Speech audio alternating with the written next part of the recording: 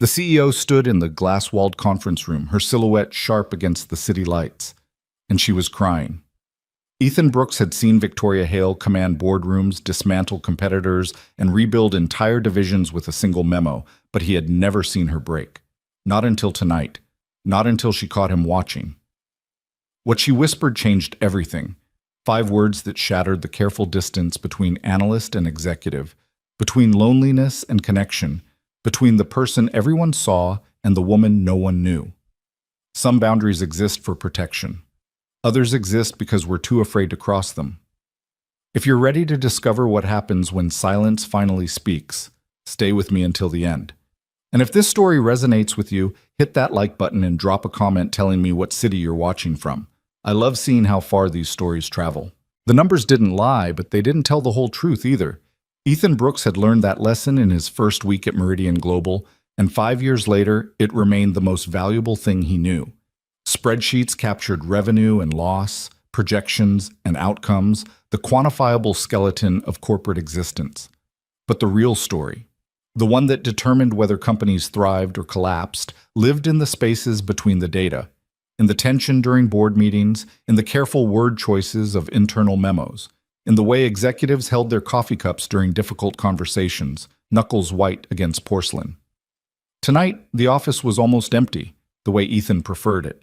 The overhead lights had switched to energy-saving mode 2 hours ago, casting everything in a dim half-glow that felt more honest than the aggressive brightness of business hours. His desk sat in a corner of the analyst pool, positioned with a clear view of the executive corridor, not because he'd requested it, but because nobody else wanted the spot.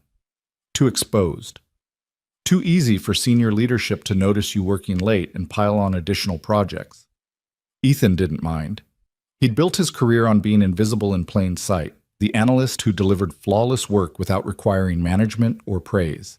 He preferred the quiet mathematics of financial modeling to the performance art of office politics. While his colleagues networked at happy hours and angled for FaceTime with executives, Ethan refined his algorithms and perfected his forecasts. His work spoke for itself, which meant he rarely had to speak at all. The building's HVAC system hummed its nighttime rhythm, a lower frequency than its daytime roar. Ethan's fingers moved across his keyboard with practiced efficiency, updating the Q3 revenue model with the latest data from the international divisions. The Tokyo office had exceeded projections again, the 4th consecutive quarter. He made a note to flag it for Jennifer Lai, the VP of Finance, who would want to understand the factors driving consistent outperformance. A soft click echoed from the executive corridor. Ethan's hand stilled on the keyboard. The sound was distinctive, the particular acoustic signature of the Northeast conference room door, the one with the temperamental latch that required an extra push to seal properly. That room had a name among the analyst pool: the aquarium. Floor-to-ceiling glass walls on 3 sides, offering an unobstructed view of whoever occupied it while simultaneously displaying the entire city skyline like a theatrical backdrop. He glanced at his monitor's clock. 9:47 p.m. The executive floor should have been deserted hours ago. Executives didn't work late. They delegated to people like Ethan, who transformed their visions into executable reality while they attended dinners and industry conferences. Curiosity pulled his attention toward the glass corridor.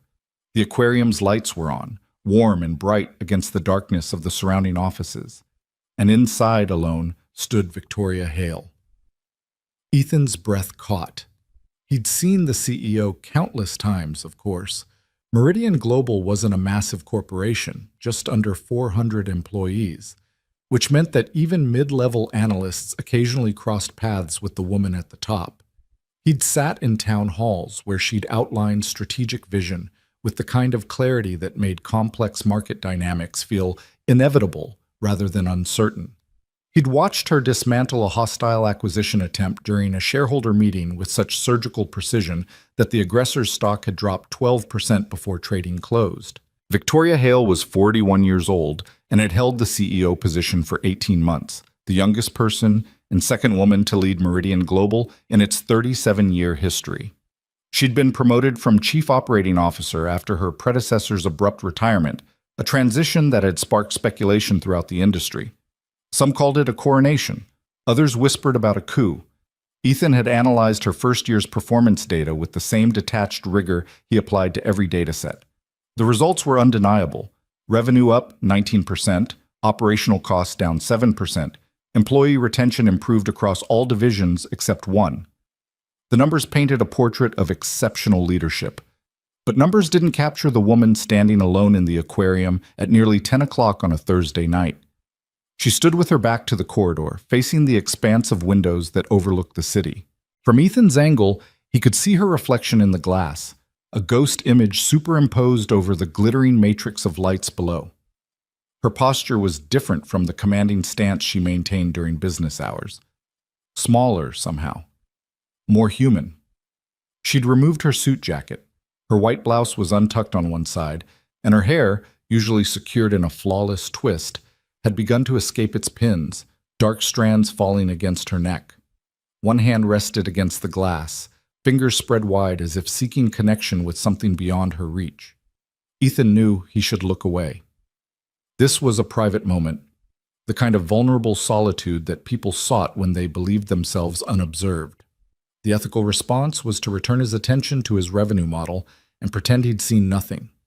He didn't look away. Perhaps it was the oddness of the hour, the way late night seemed to exist outside normal rules. Perhaps it was the unexpected humanity of seeing Victoria Hale as something other than the polished executive who dominated every room she entered. Or perhaps it was something deeper, a recognition of familiar loneliness, the particular isolation that came from being competent enough that people forgot you might also need something beyond efficiency and results. Victoria's shoulders rose and fell with a deep breath. Then, in the ghostly reflection, Ethan saw her hand move to her face. The gesture was small, almost furtive, the quick brush of fingertips against her eyes that meant only one thing. She was crying. The realization sent a jolt through Ethan's chest, equal parts shock and something uncomfortably close to voyeuristic guilt. This was Victoria Hale, the woman who'd once continued presenting quarterly results without missing a beat when a board member had suffered a medical emergency mid-meeting, who'd negotiated a merger worth $200 million, while the opposing CEO had actively attempted to undermine her credibility with gendered dismissals and patronizing interruptions. Victoria Hale didn't cry. Couldn't cry. Wasn't supposed to be capable of the kind of raw emotion Ethan was witnessing through 2 panes of glass and 60 feet of corporate corridor. He should close his laptop, pack his bag, leave through the south exit, which would allow him to avoid the executive floor entirely. This moment wasn't meant for him. Instead, he stood. The decision happened before conscious thought could intervene, his body responding to an impulse that bypassed his usually reliable logic. His chair rolled backward with a soft sound that seemed thunderous in the quiet office. His feet carried him toward the corridor, each step measured and deliberate, giving him ample opportunity to reconsider. He didn't reconsider. The executive corridor's carpet was thicker than the analyst floor's industrial-grade covering, each footfall muffled and silent. The walls here featured abstract art that probably cost more than Ethan's annual salary, along with photographs of Meridian Global's various offices around the world: Tokyo, London, Sao Paulo, Sydney, physical evidence of the company's reach, its importance, its place in the global economy. The aquarium's glass walls grew larger in his vision. Victoria remained motionless, still facing the windows, still lost in whatever private grief had claimed her. Ethan could see details now that distance had obscured: the slight tremble in her shoulders, the way her free hand had curled into a fist against her thigh, the rigid set of her spine that suggested she was fighting for composure with every breath. He stopped outside the conference room door, his hand hovering over the handle. This was the moment of decision, the final opportunity to retreat to safety and pretend this encounter had never happened. The door's latch clicked as he pushed it open. Victoria's head snapped around, her body pivoting with the swift alertness of someone caught in an unguarded moment. For a heartbeat, they simply stared at each other across the conference room's polished table, analyst and CEO, both frozen in the shock of unexpected contact. Up close, the evidence of her tears was unmistakable. Her eyes were red-rimmed, and moisture tracked down her cheeks despite her obvious attempt to compose herself. But what struck Ethan most intensely was her expression, not anger at the intrusion, not embarrassment at being seen in a vulnerable state, but something closer to relief. as if she'd been drowning in silence, and his presence, however unwelcome, at least proved she hadn't disappeared entirely. "Mr. Brooks?" Her voice was steady, impressively controlled given the circumstances. She knew his name. Of course she did. Victoria Hale knew everyone's name. It was one of the things that made her exceptional. "Working late, I see." It wasn't a question, which meant it didn't require an answer. Ethan recognized the deflection for what it was, an attempt to transform this encounter into something normal, a routine interaction between executive and employee that could be filed away and forgotten. He could help her with that deflection. Should help her. The professional response was to apologize for the interruption, offer some bland comment about quarterly deadlines, and exit as quickly as possible. "Are you all right?" The words emerged before he could stop them, quiet but unmistakable in the room's silence. Victoria's composure cracked, just for a moment, just long enough for Ethan to see the woman beneath the title. Her hand rose toward her face again, then stopped mid-gesture, as if she'd suddenly remembered she wasn't alone. She turned back toward the windows, presenting him with her profile. "I'm fine." The lie was so transparent it felt almost insulting to both of them. "Just a long day, long week, really." Ethan should accept the lie. He'd been given an exit, wrapped in corporate courtesy and mutual pretense. The smart thing, the safe thing, was to nod, wish her a good evening, and leave. Instead, he stepped farther into the room, letting the door close behind him with that distinctive click. "You're not fine." The observation hung in the air between them, bold and reckless. Ethan felt his heart hammering against his ribs, some distant part of his mind cataloging this moment as potentially career-ending. You didn't contradict the CEO. You didn't point out her vulnerabilities. You definitely didn't walk uninvited into her private moment of breakdown and announce that you could see through her defenses. Victoria's laugh was soft, bitter, utterly devoid of humor. "No," she said, still facing the windows. "I'm not." The admission seemed to cost her something. Her hand returned to the glass, and Ethan noticed that her fingers were trembling. Not much, just enough to create tiny vibrations in the reflection of city lights on her skin. "This job," she said quietly, "requires you to be certain, confident, right. The board doesn't want to hear about doubts or fears or the very human concern that you might be making decisions that will affect hundreds of lives, and you might be wrong. They want vision and strength and unwavering conviction." She paused, and when she continued, her voice had dropped even lower, as if she were speaking more to herself than to him. "But what happens when you're not certain? What happens when you lie awake at night running scenarios, questioning every choice, wondering if the confidence everyone relies on is just an elaborate performance?" Ethan moved closer, stopping a few feet behind her, close enough to see the tension in her shoulders, the way she was holding herself together through sheer force of will. "Then you're human," he said, "like everyone else." CEOs aren't allowed to be human. Victoria's reflection met his eyes in the glass. "We're supposed to be something more, something better. Infallible decision-makers who never doubt, never break, never stand alone in empty conference rooms crying because we're so tired of pretending." The rawness in her voice caught Ethan completely off guard. This wasn't the polished executive he'd observed from a distance for 5 years. This was someone drowning in expectations, suffocating under the weight of a role that demanded perfection while offering only isolation. "Everyone gets tired," Ethan heard himself say. "Even you." Victoria turned to face him fully, and for the first time since he'd entered the room, she really looked at him. Not the cursory executive glance that cataloged name and position before moving on, but genuine attention, the kind that saw him as a complete person rather than a job title. "Ethan Brooks," she said, and something in the way she spoke his name made it sound less like an identification and more like a discovery. 5 years with Meridian Global, top-tier analyst. Your revenue forecasts have been accurate to within 3% for the last 7 quarters. Jennifer Lai says you're the best financial modeler she's ever worked with, and that you're wasted in the analyst pool. Heat crept up Ethan's neck. He'd known Victoria was aware of him in the abstract sense that CEOs knew about high-performing employees, but this level of specific detail suggested something more deliberate. She'd been paying attention. "You're also quiet," Victoria continued. "Not in the way of someone who has nothing to say, but in the way of someone who prefers to listen. You work late most nights, usually alone. You declined the last two invitations to analyst social events. She paused, her eyes searching his face. You understand isolation, don't you? The question was almost intimate, the kind of observation that required acknowledging truths people usually kept carefully hidden. Ethan could deflect. He was good at deflection.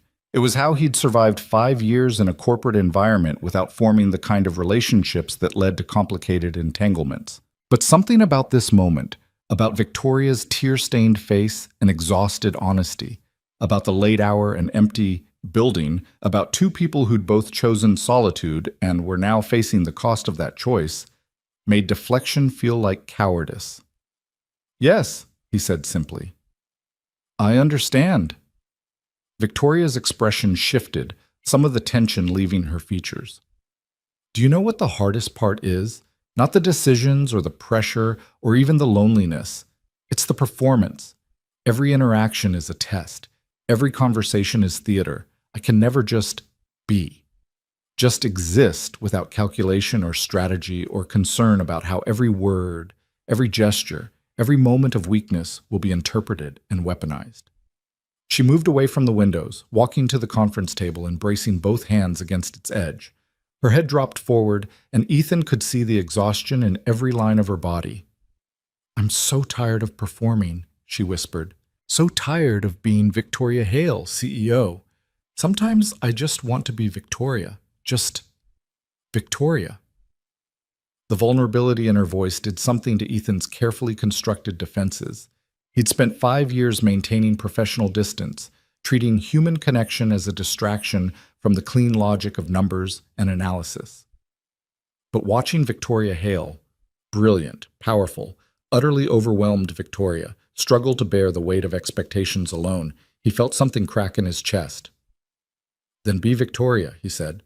Right now, in this room. No performance, no strategy, just truth. She lifted her head, meeting his eyes. Truth? Truth. A long silence stretched between them, filled with the building's ambient sounds, the HVAC's hum, the distant ping of an elevator, the whisper of city noise filtering through layers of glass and steel. Victoria seemed to be weighing something, considering an option that simultaneously terrified and tempted her. The truth, she said finally, is that I'm terrified. Daniel Cross is positioning himself to challenge my leadership. The board has concerns about the direction I'm taking the company. There are rumors. She stopped, pain flashing across her face.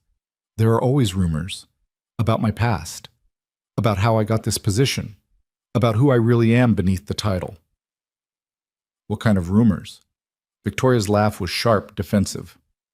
The kind that follow women in leadership, that I slept my way to the top, that I'm not actually competent, just well-connected, that my predecessor retired because I manufactured a crisis that made him look weak. She pushed away from the table, pacing toward the windows again. None of it's true, but truth doesn't matter when the narrative is more interesting than reality. Ethan had heard whispers in the analyst pool, vague insinuations about Victoria's rapid rise, speculation about relationships and favors and backroom deals.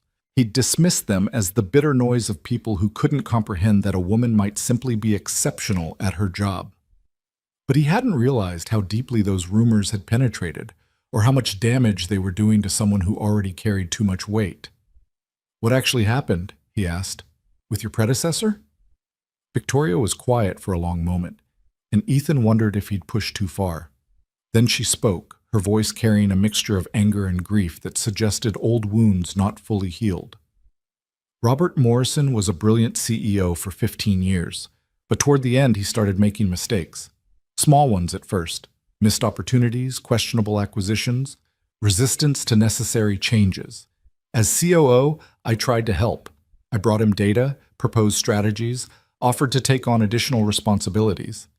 She wrapped her arms around herself, a gesture of self-protection. He didn't want help. He wanted loyalty in silence. When I couldn't give him blind loyalty at the expense of the company, he tried to fire me. But he's the one who left. The board intervened. They'd seen the same problems I had, watched his performance declining for 2 years. When he forced them to choose between us, they chose the future over the past. Victoria's voice dropped. Robert was furious. On his way out, he planted seeds, suggestions that I'd been manipulating the board, that I'd sabotaged his decisions to make myself look better, that I'd engineered his downfall instead of simply surviving it. And people believed him. Enough people. Enough to create doubt. Enough to make my authority feel conditional rather than earned. She turned back to face Ethan, and her expression was raw with exhaustion. Do you know what it's like to work twice as hard as everyone else? To be twice as good and still have people assume you cheated somehow? That success couldn't possibly be legitimate? Ethan thought about his own careful invisibility, the way he'd learned early that being overlooked was safer than being noticed. Different challenges, perhaps, but he understood the fundamental unfairness she was describing, the extra burden that some people carried simply because of who they were. It's not fair, he said quietly. No. Victoria's smile was sad, knowing. It's not, but fair is a child's concept. Adults deal with what is, not what should be. What is, Ethan said, is that you're an exceptional CEO who's being undermined by people threatened by your competence. Thank you for the vote of confidence, but I'm not sure it's that simple. Daniel Cross isn't just threatened. He's smart and strategic and very good at identifying weaknesses. She moved back to the conference table, pulling out a chair and sinking into it as if her legs could no longer support her weight. He's been collecting ammunition, building alliances, waiting for the right moment to strike. What kind of ammunition? Victoria hesitated, then seemed to make a decision. My divorce. It was finalized 14 months ago, right before I became CEO. Daniel's been suggesting that the stress of the separation affected my judgment, that I'm emotionally compromised. He's also questioning some of my recent decisions, the Singapore expansion, the restructuring of the European division, valid business disagreements framed as evidence of instability. Ethan pulled out the chair across from her and sat down, crossing the invisible line that separated executive and employee. Are you unstable? The directness of the question seemed to surprise her. No, I'm exhausted and overwhelmed and carrying more weight than any one person should have to bear alone. But I'm not unstable. My decisions are sound. The data supports every major initiative I've launched. Her voice strengthened with conviction. I'm good at this job. I'm exactly what Meridian Global needs right now. Then why are you sitting here crying in the dark? The bluntness of his words hung in the air between them, a challenge and an invitation. Victoria stared at him for a long moment, and Ethan watched emotions flicker across her face. Anger, surprise, something that might have been gratitude. Because being right doesn't make it easier, she said finally. Because I can be confident in every business decision and still feel completely lost about this. She gestured vaguely at herself, at the room, at the space between them. The human parts, the parts that need connection and understanding, and someone who sees you as more than a title or a problem to be solved. I see you. The words emerged before Ethan could consider their weight, quiet but absolute. Victoria's eyes widened slightly, and he realized what he'd just admitted. Not just that he saw her in this moment, but that he'd been seeing her all along. Through glass walls and across office corridors, in quarterly presentations and strategic meetings, in all the small moments when she didn't know she was being observed. I see you, he repeated, committing fully now. I've been seeing you for a long time. Victoria's breath caught audibly. Ethan. You asked for truth, he interrupted, his heart hammering so hard he was certain she could hear it. Here's mine. I watch you. Not in a creepy way, he added quickly, heat flooding his face. But I notice things. The way you take your coffee black in the morning but switch to tea by afternoon. How you touch your left earring when you're considering a difficult decision. That you laugh differently in small groups than in large meetings. More genuine when there are fewer people watching. He stood, suddenly needing to move to channel the nervous energy flooding his system. I notice that you're kind to the cleaning staff and remember their kids' names. That you stayed late 3 nights last month to personally review analyst reports because you wanted to understand our work, not just receive summaries. That you cry alone in conference rooms because you don't have anyone to cry with. Victoria rose to her feet and Ethan couldn't read her expression. Somewhere between shocked and something else he didn't dare name. I'm sorry, he said quickly. That was inappropriate. I should go. Stop. Her voice was firm but not angry. She moved around the table, closing the distance between them until they stood only a few feet apart. Don't apologize for seeing me.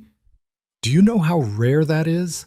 How invisible you become when everyone's looking at your title instead of your face? Ethan's throat felt tight. I know something about being invisible.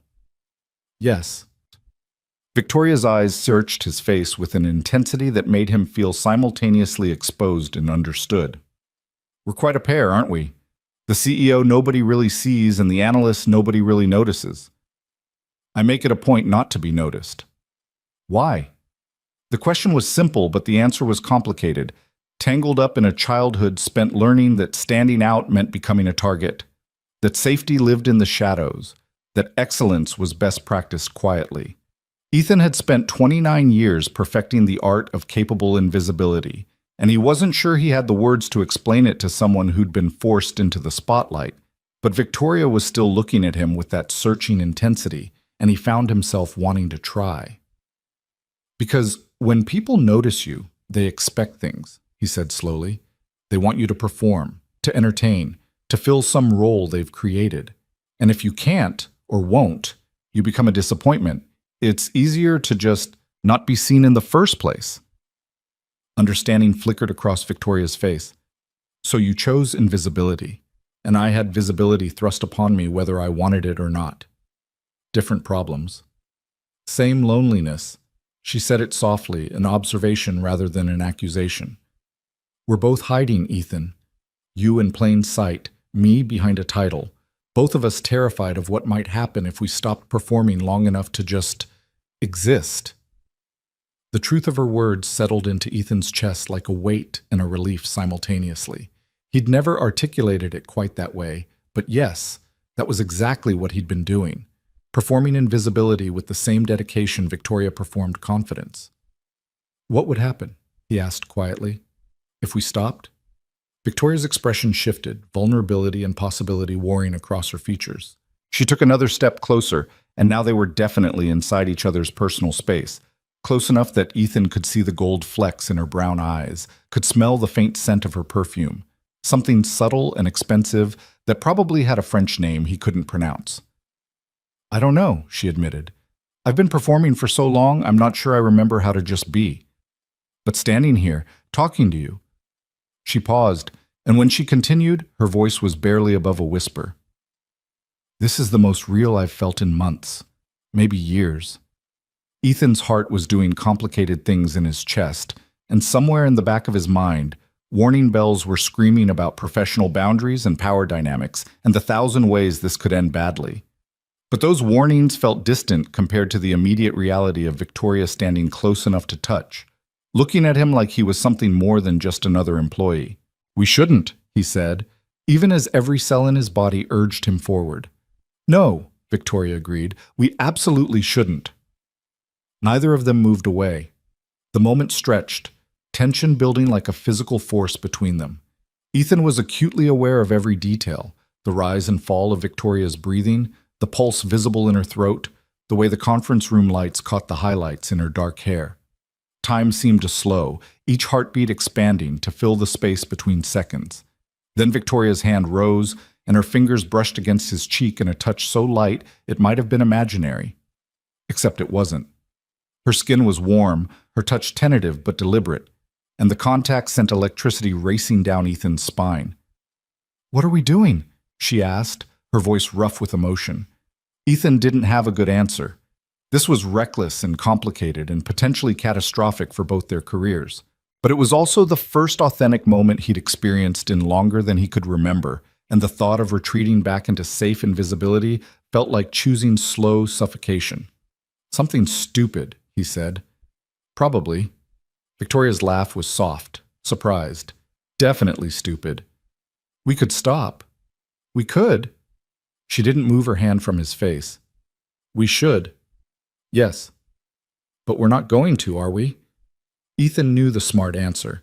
He'd built his entire adult life on making smart, calculated decisions that prioritized safety and stability. This was neither smart nor safe. This was the opposite of everything he'd carefully constructed, messy and impulsive and utterly terrifying. "No," he said, making a choice that would change everything. "I don't think we are." Victoria's eyes held his for one more suspended moment. Then, with infinite slowness, she leaned forward and pressed her forehead against his. Not a kiss, something more intimate than that. A gesture of connection that acknowledged the impossibility of what they were feeling, while simultaneously refusing to deny it. "I don't do this," she whispered against his skin. "I don't let people in. I don't trust easily, and I definitely don't get involved with employees.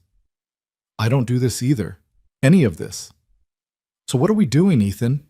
He lifted his own hand, mirroring her gesture, his fingers trembling slightly as they found her cheek. "I have no idea. But for the first time in years, I don't care that I don't have a plan." The admission felt like stepping off a cliff, surrendering to gravity, and trusting that something would catch him. Victoria's breath hitched, and when she pulled back just enough to meet his eyes, what he saw in her expression made his chest ache, hope and fear and desperate, fragile possibility. "This could destroy both of us," she said. "I know. People will assume the worst, the rumors will be vicious. I know that too. And Daniel will use this as ammunition. He'll frame me as unprofessional, you as opportunistic. The board will question my judgment." Ethan understood what she was doing, cataloging risks, building the case for retreat. It was the executive in her, the strategist who analyzed every angle before committing, but he could also see the woman beneath that armor, the one who was tired of being alone, who wanted connection badly enough to risk everything. "So we stop now," he said, giving her the out she needed. "We forget this conversation. Tomorrow morning, we're back to CEO and analyst, proper distance and professional boundaries. No one ever has to know." Victoria's hand was still against his face, her touch steady despite everything she was saying about the danger they faced. "Is that what you want?" The question felt impossibly important, weighted with implications that extended far beyond this moment. What Ethan wanted had never been particularly relevant. He'd learned early to prioritize survival over desire, safety over satisfaction. But standing here with Victoria Hale looking at him like he mattered, like what he wanted actually counted for something, he found the truth rising to the surface whether he wanted it to or not. "No," he said, the word emerging rough and honest. "No, that's not what I want at all." Something in Victoria's expression cracked open. Relief? Or surrender? Or maybe both. "Good," she whispered. "Because I don't want that either." And then she was kissing him. It wasn't what Ethan had expected, not tentative or questioning, but certain and complete. Victoria's mouth finding his with the same confidence she brought to everything else. Her hand slid from his cheek to the back of his neck, fingers tangling in his hair, pulling him closer. His own hands moved to her waist, and he felt the rapid beat of her heart against his chest, proof that underneath all that executive armor, she was as terrified and exhilarated as he was. The kiss deepened, and Ethan forgot about spreadsheets and revenue models, about professional boundaries and career consequences. There was only this. Victoria's body pressed against his, her mouth moving against his with increasing urgency, the soft sound she made when his hands tightened on her waist. Every nerve ending in his body felt electrified, awakened after years of careful numbness. When they finally broke apart, both breathing hard, Victoria's carefully composed executive appearance had completely unraveled. Her hair had fallen fully loose around her shoulders, her lipstick was smudged, and her eyes held a wild, almost disbelieving light. "Oh, God," she said, her voice shaking. "We really did that." Ethan couldn't help laughing, slightly dizzy with adrenaline and disbelief. "We really did. This is insane." But Victoria was smiling, not her professional smile, but something genuine and bright, and maybe a little bit reckless. Completely, utterly insane. "Yes. People are going to find out. You know that, right? Secrets don't stay secret in corporate environments. Someone will notice. Someone always notices." Ethan thought about the analyst pool's gossip network, the way information traveled through the company faster than official memos. She was right. This wouldn't stay hidden. The question was whether they cared enough to stop before it started. Let them notice, he said, surprising himself with the certainty in his voice. I'm tired of hiding. Victoria's eyes widened. Ethan, I'm not saying we take out a billboard, he clarified quickly, but I'm also not going to pretend this didn't happen, that you don't matter. He reached up, tucking a strand of loose hair behind her ear. I've spent 5 years being invisible by choice. I don't want to be invisible to you. Something in Victoria's expression softened, the executive armor falling away completely to reveal the woman underneath, vulnerable and hopeful and terrified in equal measure. You're not, she said quietly. You haven't been for a long time. The admission hung between them, heavy with implications. How long had she been noticing him the way he'd been noticing her? How many moments had passed where they'd been seeing each other across the distance of corporate hierarchy, neither quite brave enough to cross the gap? Until tonight. Until Victoria had broken down in an empty conference room and Ethan had chosen connection over safety. What happens now? Victoria asked, and Ethan could hear the uncertainty in her voice. The CEO who always had a plan suddenly navigating without a map. I don't know, he admitted. I've never done this before. Neither have I. Not like this. She glanced at her watch and winced. It's almost 11. We should probably go home, Ethan finished. Sleep. Figure out what we're doing when we're not running on exhaustion and adrenaline. Victoria nodded, but neither of them moved. It was as if breaking this moment meant acknowledging the complications that waited outside the aquarium's glass walls. The whispers and judgment, the power dynamics and professional risks, the weight of expectations and consequences. Finally, Victoria stepped back, putting necessary distance between them even as her eyes remained locked on his. Tomorrow, she said, and it sounded like both a promise and a question. Tomorrow, Ethan confirmed. She gathered her jacket from the back of a chair, smoothing her hair and wiping at her smudged makeup with careful fingers. The transformation was subtle but definitive, Victoria becoming Victoria Hale again, the CEO reasserting herself over the woman. But when she looked at Ethan one more time before leaving, he saw both versions in her eyes. Thank you, she said softly, for seeing me, for not running away. Thank you for letting me stay. She smiled, that genuine, unguarded smile that transformed her entire face, and then she was gone, the conference room door clicking shut behind her. Ethan stood alone in the aquarium, his reflection superimposed over the city lights, and tried to process what had just happened. He'd kissed Victoria Hale.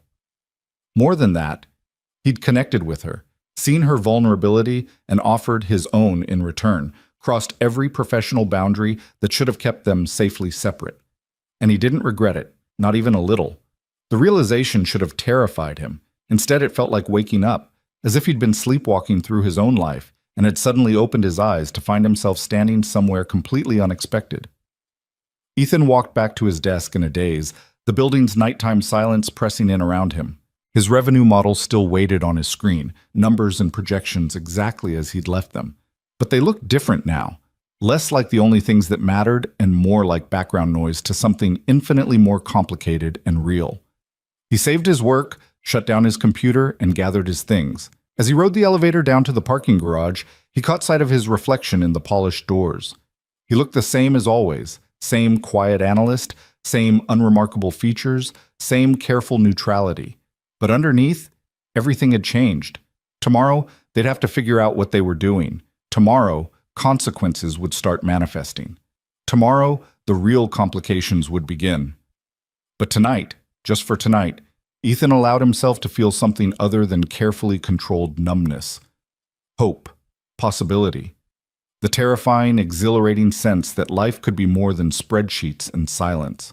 He drove home through empty streets, the city's lights reflecting off his windshield like captured stars. When he finally climbed into bed just after midnight, sleep came surprisingly easily, his mind quieter than it had been in years. And if he dreamed of brown eyes and genuine smiles, of glass walls shattering and careful distance collapsing, of a whispered tomorrow that held more weight than any quarterly forecast, well, that was nobody's business but his own, at least for now. Morning arrived with the subtle cruelty of sunlight through inadequate curtains, dragging Ethan from sleep at 6:30 despite his body's protests.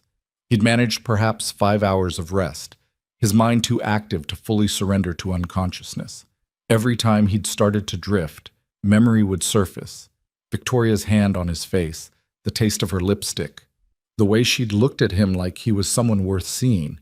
He showered in water hot enough to sting, dressed in his usual work uniform of pressed shirt and conservative tie, and tried to convince himself that last night had actually happened. In the harsh practicality of Friday morning, with traffic reports droning from his phone and coffee brewing in his ancient machine, the entire encounter felt surreal. Had he really walked into the aquarium? Had Victoria Hale actually kissed him in an empty conference room while the city glittered below? The evidence sat on his bathroom counter, a slight bruise on his lower lip where their kiss had turned urgent, physical proof that contradicted the dreamlike quality of his memories. Ethan touched it gently, wincing at the tenderness, and felt something warm unfurl in his chest. It had happened, all of it. The drive to Meridian Global took 40 minutes through morning congestion, giving Ethan plenty of time to spiral through increasingly anxious scenarios. What would he say when he saw Victoria? How were they supposed to act around each other? Last night's intimacy had felt inevitable in the moment, but daylight brought questions neither of them had answered. Were they dating now? Was this a relationship or a mistake? Did executives and analysts even attempt to navigate romantic connections, or was that simply too complicated to work? He parked in his usual spot on the third level of the garage and sat for a moment, hands gripping the steering wheel, trying to slow his racing heart. Whatever happened today, he couldn't let it show on his face. The analyst pool had gossip sensors calibrated to detect the slightest irregularity, a strange expression, unusual behavior. Any deviation from established patterns would trigger speculation. The elevator ride to the 15th floor felt longer than usual, each floor ding marking his progression toward whatever waited above. When the doors opened onto the analyst pool, everything looked exactly as it always did. Same industrial carpet, same cubicle configuration, same low murmur of morning conversations as people settled into their workstations with coffee and resignation. Marcus Chen glanced up from his desk as Ethan passed, offering a distracted wave. "Morning, Brooks. You're in early." Ethan checked his watch, 7:43, which was actually late by his standards. "Traffic was light." "Lucky you. I got stuck behind an accident on the connector." Marcus returned his attention to his monitor, already absorbed in whatever model he was building. The normalcy was almost disorienting. Ethan had half expected to walk in and find the entire office somehow aware of what had happened, as if the night's events had been broadcast across some invisible network. But nobody stared. Nobody whispered. Life at Meridian Global continued its usual rhythm, utterly unchanged by the fact that Ethan's entire world had shifted on its axis. He booted up his computer and opened his email, scanning through the overnight accumulation. Most were routine: automated reports, meeting confirmations, a reminder about the upcoming town hall. But one message, received at 6:15 that morning, made his breath catch. The sender was Victoria Hale. The subject line read simply, Q3 analysis. Ethan's finger hovered over the mouse, heart hammering. This could be purely professional, Victoria requesting his work on the quarterly analysis he'd been developing. Or it could be something else entirely, a coded message that meant something beyond its corporate language. He clicked. "Mr. Brooks, I've reviewed your preliminary Q3 revenue analysis and would like to discuss your methodology in detail. Please schedule 30 minutes on my calendar at your earliest convenience. Best regards, Victoria Hale." Ethan read it 3 times, searching for hidden meaning in the formal prose. The tone was perfectly professional, appropriate for a CEO requesting clarification from an analyst. But the timing, sent at 6:15 on a Friday morning, hours before normal business communication, suggested something more intentional. Victoria had been awake early, thinking about him, finding a legitimate excuse to request a meeting, or maybe he was reading too much into it. Maybe she genuinely wanted to discuss his analysis, and the early send time simply reflected her notorious work habits. His phone buzzed with a text message. Unknown number. "It's Victoria. I got your number from HR directory." Last night wasn't a dream, was it? Relief flooded through Ethan's chest so intensely it was almost painful. She was thinking about it too, questioning the reality of what had happened, reaching out despite all the professional reasons not to. He typed quickly before anxiety could stop him. "Not a dream. I have a bruised lip to prove it." The response came within seconds. I'm sorry, I got carried away. Don't apologize, I'm not complaining. A longer pause this time, and Ethan could imagine Victoria sitting in her office, carefully considering her next words. When the message finally arrived, it made his pulse quicken. We need to talk, really talk, about what this means and what we're doing. Agreed. Your office? Too visible. People notice who goes in and out. Can you meet me for lunch, off campus?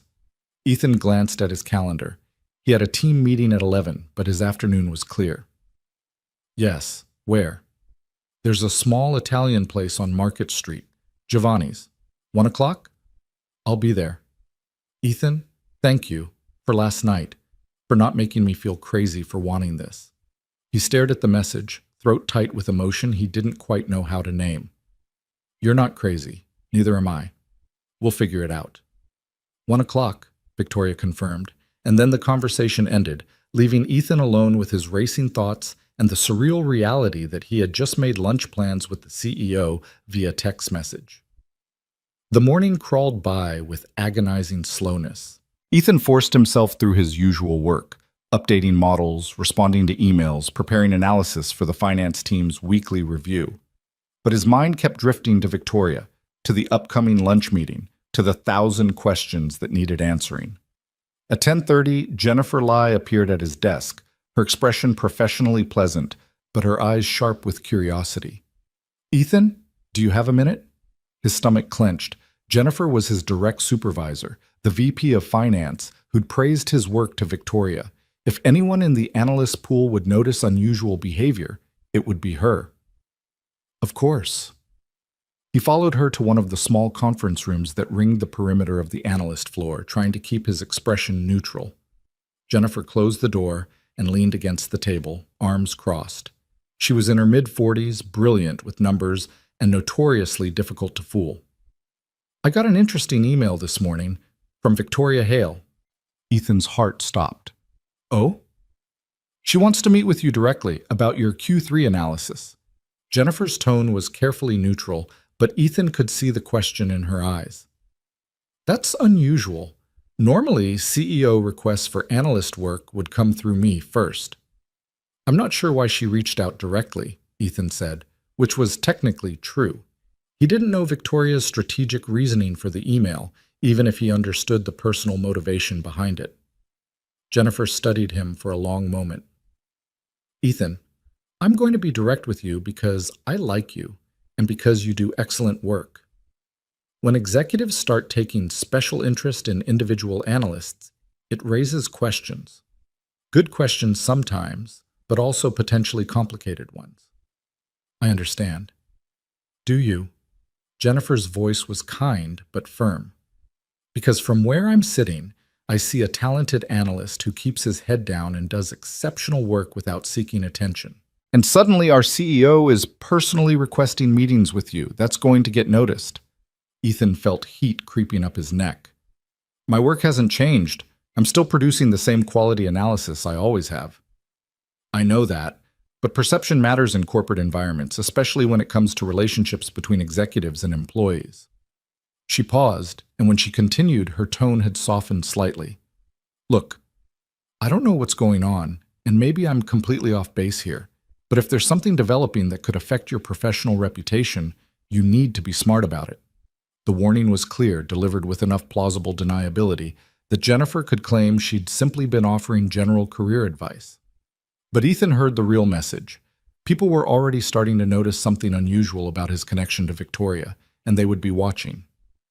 I appreciate the advice, he said carefully. My focus remains on producing quality work for the finance team. Jennifer nodded, apparently satisfied with the diplomatic non-answer. Good. Because you have a real future here, Ethan. I'd hate to see anything compromise that. She headed toward the door, then paused. One more thing. Daniel Cross has been asking questions about the analyst pool. Who's working on what projects? Who has special skills or knowledge? Be careful around him. The mention of Victoria's rival sent a chill down Ethan's spine. What kind of questions? The kind that suggest he's looking for leverage. Daniel doesn't do anything without strategic purpose. Jennifer's expression was troubled. Just watch yourself, okay? And if he approaches you directly, you might want to give me a heads up. After Jennifer left, Ethan sat in the conference room for several minutes, trying to process the conversation. Less than 12 hours had passed since he'd kissed Victoria, and already the corporate machinery was beginning to take notice. Jennifer's warning had been friendly, but it highlighted a harsh reality. Whatever was developing between him and Victoria would not stay private. People would notice, speculate, and potentially weaponize any perceived irregularity. And Daniel Cross was apparently already hunting for ammunition. Ethan returned to his desk, hyper-aware of his surroundings in a way he'd never been before. Were people watching him? Had the quality of ambient conversation shifted when he walked past? He forced himself to focus on his monitor, pulling up the revenue analysis he'd been developing, but concentration felt impossible. At 11, he attended the team meeting with the other senior analysts, a weekly gathering where they reviewed ongoing projects and coordinated deliverables. Marcus was there, along with Priya Sharma and David Chen, the core group that handled Meridian Global's most complex financial modeling. The conversation was routine: budget updates, timeline adjustments, resource allocation. But Ethan found himself analyzing every word, every glance, searching for signs that someone suspected something. Priya caught him staring and raised an eyebrow. "You okay, Brooks? You seem distracted." "Fine," he said quickly. "Just thinking about the Q3 variances." "Aren't we all?" David muttered, earning sympathetic laughs from the group. The meeting ended at noon, leaving Ethan with an hour to kill before his lunch with Victoria. He considered working, but his mind was too scattered for meaningful analysis. Instead, he found himself walking to the building's observation deck on the 20th floor, a small outdoor space that employees rarely used. The city spread out below him, all glass and steel and purposeful movement. Somewhere in this building, Victoria was preparing for the same lunch meeting, probably wrestling with the same anxieties and questions. The thought made him feel less alone, connected to someone else navigating the same impossible situation. His phone buzzed. Another text from Victoria. "Nervous." Ethan smiled despite everything. "Me too." "Good. Means we're both sane enough to recognize this is terrifying. Is that what sane people do? Walk directly into terrifying situations?" "No, but maybe we're not entirely sane. Maybe that's okay." Ethan pocketed his phone and headed back inside. At 12:45, he left Meridian Global through the south exit, hoping to avoid running into anyone who might question where he was going. The walk to Giovanni's took 15 minutes, leading him through crowded sidewalks full of the lunch hour rush. The restaurant was small and tucked between a dry cleaner and a bookstore, the kind of place that survived on neighborhood loyalty rather than tourist traffic. Ethan pushed through the door into a dim interior that smelled like garlic and fresh bread. Classical music played softly from hidden speakers, and perhaps a dozen tables filled the narrow space. Victoria sat in a corner booth, partially obscured by a decorative screen. She'd changed from whatever she'd worn to the office, now dressed in dark jeans and a simple sweater, her hair loose around her shoulders. The casual clothing made her look younger, more accessible, less like the intimidating executive he'd observed from a distance. She stood as he approached, and for a moment they simply looked at each other, the reality of daylight contact somehow more intense than last night's darkness. "Hi," Victoria said softly. "Hi." They sat, and an older waiter appeared almost immediately with menus and water. "Can I get you something to drink?" "Just water for me," Victoria said. "Same," Ethan added. The waiter departed, leaving them in awkward silence. Now that they were here, face to face with the explicit purpose of discussing what was happening between them, Ethan had no idea where to begin. Victoria solved the problem by laughing, a slightly hysterical sound that made her cover her mouth with her hand. "This is so strange. I've run board meetings with hostile investors, negotiated million-dollar contracts, fired senior executives. But sitting here with you, I feel like a teenager on a first date." "Is this a date?" "I don't know. Is it?" She leaned forward, lowering her voice, even though the nearest occupied table was too far away to overhear. "What is this, Ethan? What are we doing?" He appreciated her directness, even as it terrified him. "I think we're trying to figure out if last night was an isolated moment of insanity or the beginning of something real." "And which do you think it was?" Ethan met her eyes, seeing the vulnerability there beneath her executive composure. "I think if it was just insanity, we wouldn't be here. We'd both be pretending it never happened and hoping the awkwardness fades eventually. Victoria nodded slowly. Jennifer Lai warned me this morning. She didn't say it directly, but the message was clear. People are going to notice if I show special interest in a specific analyst. She warned me too, and mentioned that Daniel Cross is asking questions about the analyst pool. Color drained from Victoria's face. Already? God, he moves fast. What does he want? Leverage, ammunition, any irregularity he can use to undermine my leadership. Victoria's hands twisted together on the table, betraying her anxiety. If he finds out about us, about this, whatever this is, he'll frame it as evidence that I'm emotionally compromised, that I'm making decisions based on personal relationships rather than business judgment. Are you? The question came out sharper than Ethan intended, but Victoria didn't flinch. No. My decision to request your Q3 analysis was legitimate. Your work is exceptional, and I want to understand your methodology. The fact that I also wanted an excuse to see you doesn't change that the business reason is valid. But Daniel won't care about the validity. No, he'll care about the optics. CEO takes special interest in junior analyst. Rumors start. Judgment gets questioned. She rubbed her eyes tiredly. This is why executives don't date employees. It's not just about power dynamics, though those matter. It's about giving your enemies weapons to use against you. The waiter returned to take their order. They selected pastas almost at random, neither really caring about food. Once he'd left again, Ethan leaned forward, keeping his voice low. So we stop. We walk away now, before this becomes something Daniel can weaponize. Victoria's eyes snapped to his, sharp with something that might have been hurt. Is that what you want? No, but I'm trying to understand what we're up against. You have a job to protect, a reputation, a career. I'm just an analyst. The cost-benefit analysis here isn't balanced.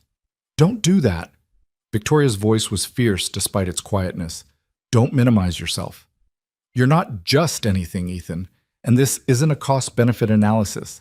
This is two people trying to figure out if they're brave enough to reach for something real despite all the very valid reasons not to. Ethan felt something crack in his chest, the same feeling from last night when Victoria had looked at him like he mattered. What if we're not brave enough? Then we walk away and spend the rest of our lives wondering what might have happened if we'd been willing to risk it. She reached across the table, her hand stopping just short of his, close enough to bridge the gap if he chose, far enough to maintain plausible deniability if anyone glanced their way. I'm tired of wondering, Ethan. I've spent 41 years playing it safe, making calculated decisions, choosing security over uncertainty, and I'm so tired of being lonely. Her honesty broke through Ethan's defenses completely. He closed the distance between their hands, his fingers finding hers, their touch hidden from view by the table's edge. I'm tired too, of being invisible, of going through the motions, of pretending that numbers are enough. So we do this? Victoria's fingers tightened around his. We try, despite the risks and the complications, and Daniel Cross circling like a shark? We try, Ethan confirmed, feeling terrified and exhilarated in equal measure. But we need rules, boundaries, some way to protect both of us from the worst-case scenarios. Victoria nodded, her expression shifting into the strategic focus she brought to business challenges. Agreed. At work, we maintain complete professionalism. No special treatment, no obvious favoritism. Any interactions need to have legitimate business justification. And outside work? We're careful, discreet, at least until we figure out what this is and whether it has a future. She paused, pain flickering across her face. I hate that we have to hide, but the alternative is handing Daniel exactly what he needs to destroy my credibility. What about your executive team?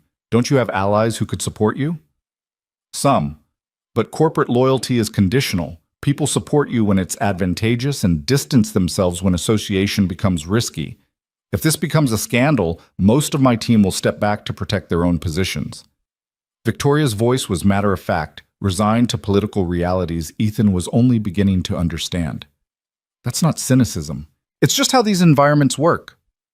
Their food arrived, interrupting the conversation.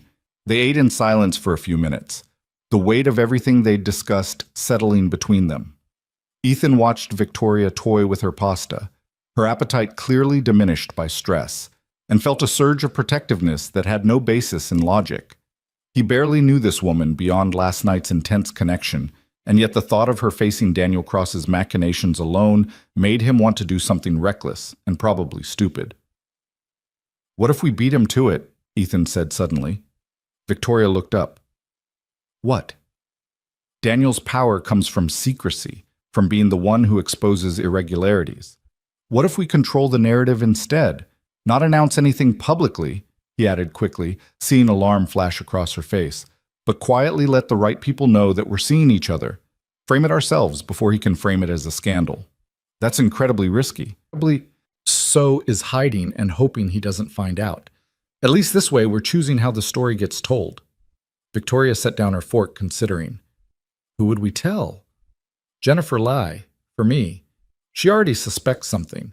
If we bring her in voluntarily, she might be willing to provide cover rather than becoming an accidental liability. Ethan was thinking out loud now, applying analytical frameworks to an inherently messy situation. For you, maybe someone on the executive team you trust completely. Sarah Yoon, my chief of staff. She's loyal and discreet, and she understands the political landscape. Victoria's expression was conflicted, trapped between hope and caution. But Ethan, even if we control the initial narrative, we can't control how it spreads. People will talk. Assumptions will be made. Let them talk.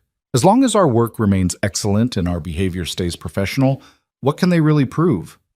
He reached for her hand again, emboldened by daylight and decision.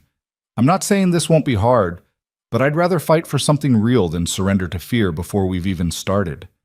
Victoria's eyes were bright with unshed tears. When did you get so brave? About 12 hours ago, when I walked into the aquarium instead of going home. She laughed, the sound watery but genuine. Best decision you ever made? Definitely top 3. Only top 3? Well, I once bet everything on a cryptocurrency just before it crashed, which taught me valuable lessons about risk assessment. And in college, I decided to take an 8 a.m. philosophy class that fundamentally changed how I think about ethics and meaning. So there's competition. Victoria's laugh strengthened, some of the tension leaving her shoulders. I like this. The way you make me laugh even when everything feels impossible. Someone wise once told me that impossibility is just another variable to account for. That person sounds insufferably pretentious. She has her moments. Ethan squeezed her hand gently. So what do we do? Control the narrative? Or keep hiding? Victoria was quiet for a long moment, her gaze distant as she weighed options and calculated risks. When she finally spoke, her voice carried the decisiveness that made her an effective CEO. We control it. Carefully. Sarah first, then Jennifer. We frame this as 2 adults entering a relationship with full awareness of the professional complications and commitment to maintaining appropriate boundaries. And if Daniel finds out anyway, then we deal with it, together. She met his eyes, and Ethan saw steel beneath the vulnerability. I didn't get where I am by letting bullies dictate my choices. If he wants to come after me, he'll discover I'm a lot harder to destroy than he thinks. They finished lunch with plans forming. How to approach their respective confidants, what language to use, how to maintain professional distance while nurturing personal connection. It felt strange to strategize romance like a corporate initiative, but the structure also made it feel manageable, like they were building a framework to support something fragile and new. When the check came, Victoria reached for it immediately. My idea, my treat. People might notice if you expense a business lunch that wasn't business. She smiled. I'm paying cash. And this absolutely was business. We discussed your Q3 analysis extensively. Did we? We're about to. Walk with me? They left Giovanni's together, emerging into afternoon sunlight that felt too bright after the restaurant's dimness. Victoria led him down a side street away from Meridian Global toward a small park that offered benches and relative privacy. Tell me about your analysis, Victoria said as they walked. I meant it when I said I want to understand your methodology. The forecasting accuracy you've achieved shouldn't be possible with standard modeling techniques. Ethan launched into an explanation of his approach, the conversation shifting easily into the professional realm. He described the additional data sources he'd incorporated, The machine learning algorithms he'd adapted from academic research, the way he'd weighted variables based on historical patterns that traditional models ignored. Victoria listened with focused intensity, asking questions that demonstrated genuine understanding rather than polite interest. "This is exceptional work," she said when he finished. "Why haven't you published these techniques? Presented at industry conferences?" "Because that would require stepping into the spotlight, being noticed. And you don't want to be noticed." "Didn't want to be," Ethan corrected. "Past tense, things are changing." They'd reached the park, settling onto a bench positioned beneath a large oak tree. The location offered some privacy while maintaining enough public visibility to appear innocent. Two professionals taking a break, nothing more. "Ethan, I need to tell you something about Daniel Cross." Victoria's tone had shifted, carrying a weight that made Ethan's attention sharpen. "He's dangerous in ways that go beyond typical corporate rivalry. When Robert Morrison was being pushed out, Daniel saw an opportunity to claim the CEO position himself. He'd been VP of strategy for 8 years, had strong board relationships, understood the company inside and out. But the board chose you instead." "Yes, and Daniel has never forgiven that rejection. He spent the last 18 months positioning himself to prove that the board made the wrong choice." Victoria's hands twisted together in her lap. "He has resources, connections, people throughout the company who report to him either out of loyalty or fear. So we're dealing with someone who has the means and motivation to destroy you. Not just me, anyone associated with me, anyone he perceives as a threat or an obstacle." She turned to face him fully. "If you do this, if you choose to be with me, you're putting yourself in his crosshairs. He'll investigate your background, scrutinize your work, look for any vulnerability he can exploit." Ethan felt cold despite the afternoon warmth. "What will he find?" "I don't know. That's what I'm asking you. Is there anything in your past that could be weaponized? Anything he could use to discredit you or make our relationship look inappropriate?" The question forced Ethan to mentally review his own history, searching for scandals or secrets. His life had been deliberately boring, no dramatic failures, no controversial relationships, no skeletons hidden in closets, just quiet competence and careful isolation. Nothing significant. Student loans I'm still paying off, but everyone has those. A relationship that ended badly in college, but that was 8 years ago and completely mutual. I've never been fired, never faced disciplinary action, never done anything that would show up in a background check. Victoria nodded, looking somewhat relieved. "Good. That limits his angles of attack. He'll probably focus on framing you as opportunistic, the ambitious analyst using a relationship to advance his career. Except I'm not ambitious, at least not in the way he'll claim. The truth won't matter if the narrative is compelling enough. People believe what confirms their existing assumptions about how the world works." Victoria's voice carried bitter experience. A young analyst and an older female CEO? The default assumption will be that you're using me, not that we're simply two people who connected. Ethan heard the pain beneath her words. Years of having motives questioned, achievements attributed to factors other than competence, relationships analyzed through lenses of suspicion rather than possibility. Then we prove them wrong. Not with words, but with consistency, professional excellence, appropriate boundaries. Make it so obvious that this relationship isn't affecting our work that the narrative loses credibility. That's easier said than done. Most worthwhile things are. He shifted on the bench, angling toward her. "Victoria, I'm not naive about the risks, but I'm also not willing to surrender before the fight has even started. If Daniel Cross wants to come after us, let him come. We'll deal with it together." Victoria's expression was complex, gratitude and fear, and something that might have been hope. "You really mean that?" "Yes. Even though you could walk away right now with no consequences? Return to your quiet analyst life, your careful invisibility?" "I don't want that life anymore. You showed me something better." "What?" "Connection. Being seen. The possibility that life could be more than spreadsheets and solitude." Ethan reached for her hand, holding it openly despite the public setting. "I'm choosing this. I'm choosing you. Whatever comes next, we face it together." Victoria's fingers tightened around his, and when she spoke, her voice was thick with emotion. "Okay. together. They sat in silence for a while, hands linked, watching the park's afternoon activity. Dog walkers and joggers, parents with strollers, people engaged in the ordinary rhythms of Friday life. Eventually, Victoria checked her watch and sighed. I need to get back. Sarah will be wondering where I disappeared to. When do you want to tell her? Tonight. At her place, off campus. Safer that way. Victoria stood, reluctantly releasing his hand. You'll talk to Jennifer? Monday morning. Give her the weekend to process before we have to interact professionally. Smart. Victoria smiled, but worry lingered in her eyes. Ethan, one more thing. If this becomes too much, if the pressure or the scrutiny or Daniel's attacks get to be more than you signed up for, you can walk away. I won't hold it against you. I won't walk away.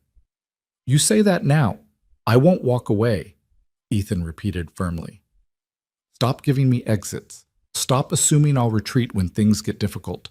I'm here, fully committed. Whatever happens, we face it together.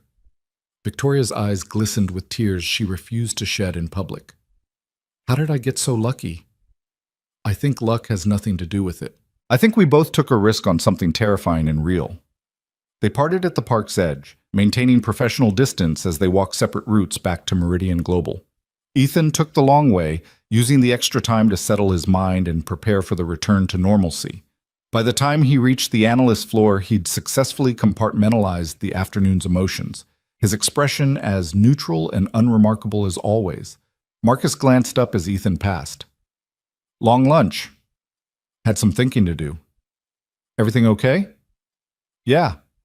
Ethan settled into his chair, waking his monitor. Everything's good. And for the first time in years, he actually meant it. The weekend passed in a strange suspension of time, hours stretching and contracting unpredictably, as Ethan waited for Monday morning and the conversation with Jennifer Lai that would set everything in motion. Victoria texted him Saturday afternoon with an update. She'd told Sarah Yoon everything, and while her chief of staff had expressed serious concerns about the risks, she'd also promised her full support and discretion. She thinks we're crazy, Victoria's message read, but she also said it's the most human she's seen me in years, so there's that. Ethan had smiled at his phone, alone in his apartment with coffee and the Sunday crossword he never quite finished. Crazy might be the right approach. Sanity hasn't been working out great for either of us. True. How are you holding up? Nervous, excited, terrified, the usual emotional cocktail when you're about to tell your boss you're dating the CEO. If it helps, I'm equally terrified about facing the executive team on Monday, knowing Sarah is the only one who knows the truth. It didn't help exactly, but it reminded Ethan that he wasn't alone in this anxious anticipation. They were both stepping into unknown territory, both risking careers and reputations for something that had barely started. The irrationality of it should have sent him retreating to safety. Instead, it made him more certain that this mattered, that people didn't take these kinds of risks for casual connections or fleeting attraction. Monday morning arrived with gray skies and the threat of rain, weather that matched Ethan's mood as he dressed for work. He'd rehearsed the conversation with Jennifer a dozen times over the weekend, trying different phrasings and approaches, but none of them felt quite right. How did you tell your supervisor that you were romantically involved with the CEO without sounding either apologetic or defensive? He arrived at Meridian Global 15 minutes earlier than usual, hoping to catch Jennifer before the analyst floor filled with people.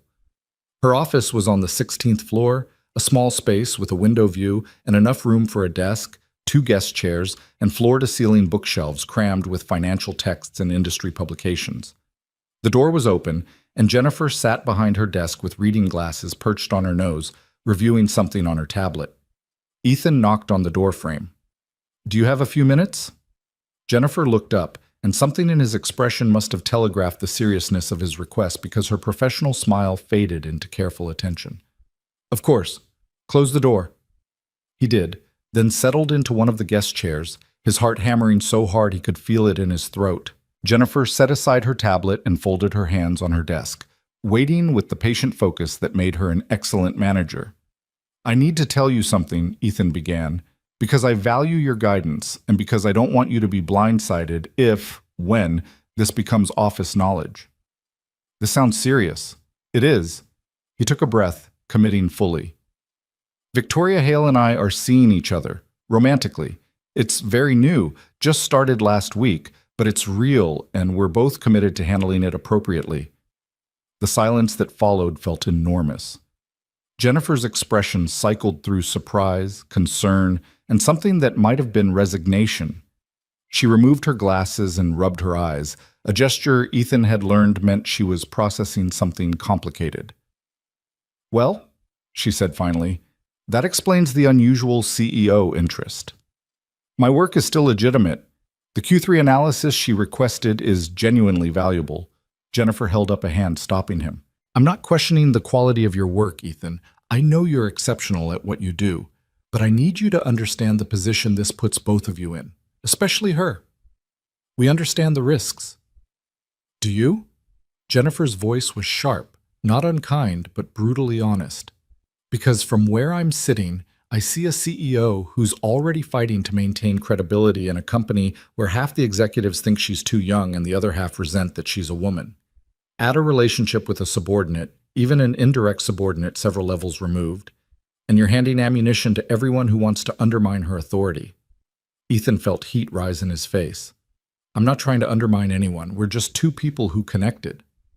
"I believe you, but corporate environments don't run on belief. They run on perception and politics." Jennifer leaned forward, her expression intense. "Daniel Cross is already circling. You know that, right? He's been making inquiries, building his case against Victoria's leadership. If he finds out about this relationship, he'll use it to frame her as emotionally compromised, unprofessional, unable to maintain appropriate boundaries. We're maintaining boundaries. At work, everything stays completely professional. No favoritism, no special treatment." "Ethan," Jennifer's voice was gentle now, almost sad. "You're a brilliant analyst, but you're naive about how these things actually work. It doesn't matter what you intend or how careful you are.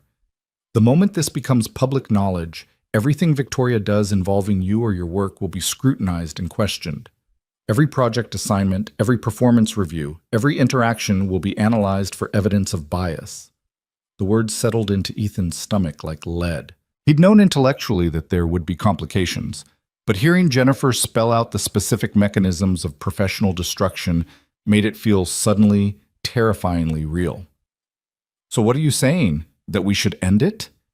Jennifer was quiet for a long moment, her gaze distant as if weighing options. "I'm saying you need to be smarter than you're being.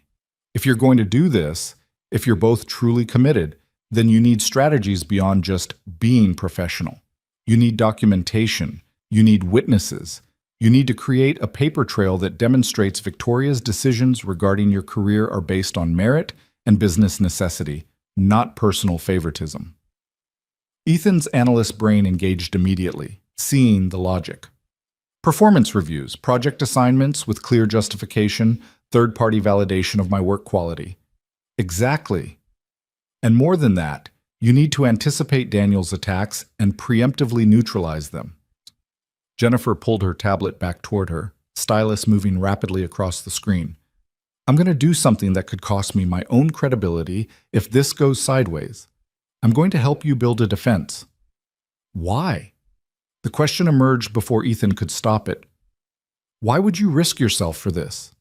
Jennifer looked up, and her expression was complex, professional calculation mixed with something warmer. "Because I've watched Victoria Hale transform this company over the last 18 months. She's brilliant and dedicated, and she works harder than anyone I've ever known. And she's also desperately lonely, which I recognize because I've been there myself." She paused, vulnerability flickering across her face. "After my divorce, I threw myself into work for 3 years.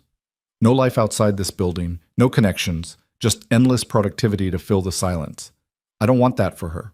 Or for you." The admission surprised Ethan. Jennifer rarely shared personal information, maintaining professional distance even with the analysts she managed closely. Her willingness to be vulnerable felt like a gift, an extension of trust he hadn't earned. "Thank you," he said quietly, "for understanding and for helping." "Don't thank me yet. This is going to be complicated and potentially painful." Jennifer returned her attention to her tablet, making notes. First things first. We need to establish clear documentation of your performance independent of Victoria's involvement. I'm going to request that external consultants review your Q3 analysis and methodology. Their validation will provide third-party credibility. That seems excessive for routine financial modeling. It's not routine. Your forecasting accuracy is genuinely exceptional, and having independent experts confirm that will be valuable regardless of your relationship with Victoria. We're just accelerating a process that should have happened anyway. Jennifer's stylist moved rapidly. I'll also recommend you for the Advanced Analytics Training Program. It's competitive, selection is merit-based, and it'll demonstrate that your career advancement is driven by legitimate achievement. Ethan felt something loosen in his chest, the tight anxiety of facing this alone giving way to relief that someone competent and strategic was helping build protections. What else? Distance yourself from Victoria professionally, at least in visible ways. No more direct meetings unless absolutely necessary and documented. All communication should have legitimate business purpose and ideally should include other people. Make it impossible for anyone to claim you're receiving special access. The suggestion made sense strategically, but it also hurt in ways Ethan hadn't anticipated. He'd finally found connection with someone who saw him, and now he was being told to retreat into professional invisibility again. Jennifer must have seen something in his expression because her voice softened. I'm not saying you can't have a relationship. I'm saying you can't have an obvious one within these walls. Outside work, on your own time, that's your business. But here, you need to be so professionally distant that nobody could reasonably argue Victoria is showing you favoritism. She's not showing me favoritism. I know that. You know that. But we need to make it so obvious that even Daniel Cross can't construct a credible argument otherwise. Jennifer set down her stylus, fixing Ethan with a serious look. He's going to come after both of you, not might, will. The only question is whether you'll be prepared when he does. The words sent a chill down Ethan's spine. Has he approached you? Asked about me specifically? Not yet, but he will. Daniel's methodical. He gathers information quietly before making his move.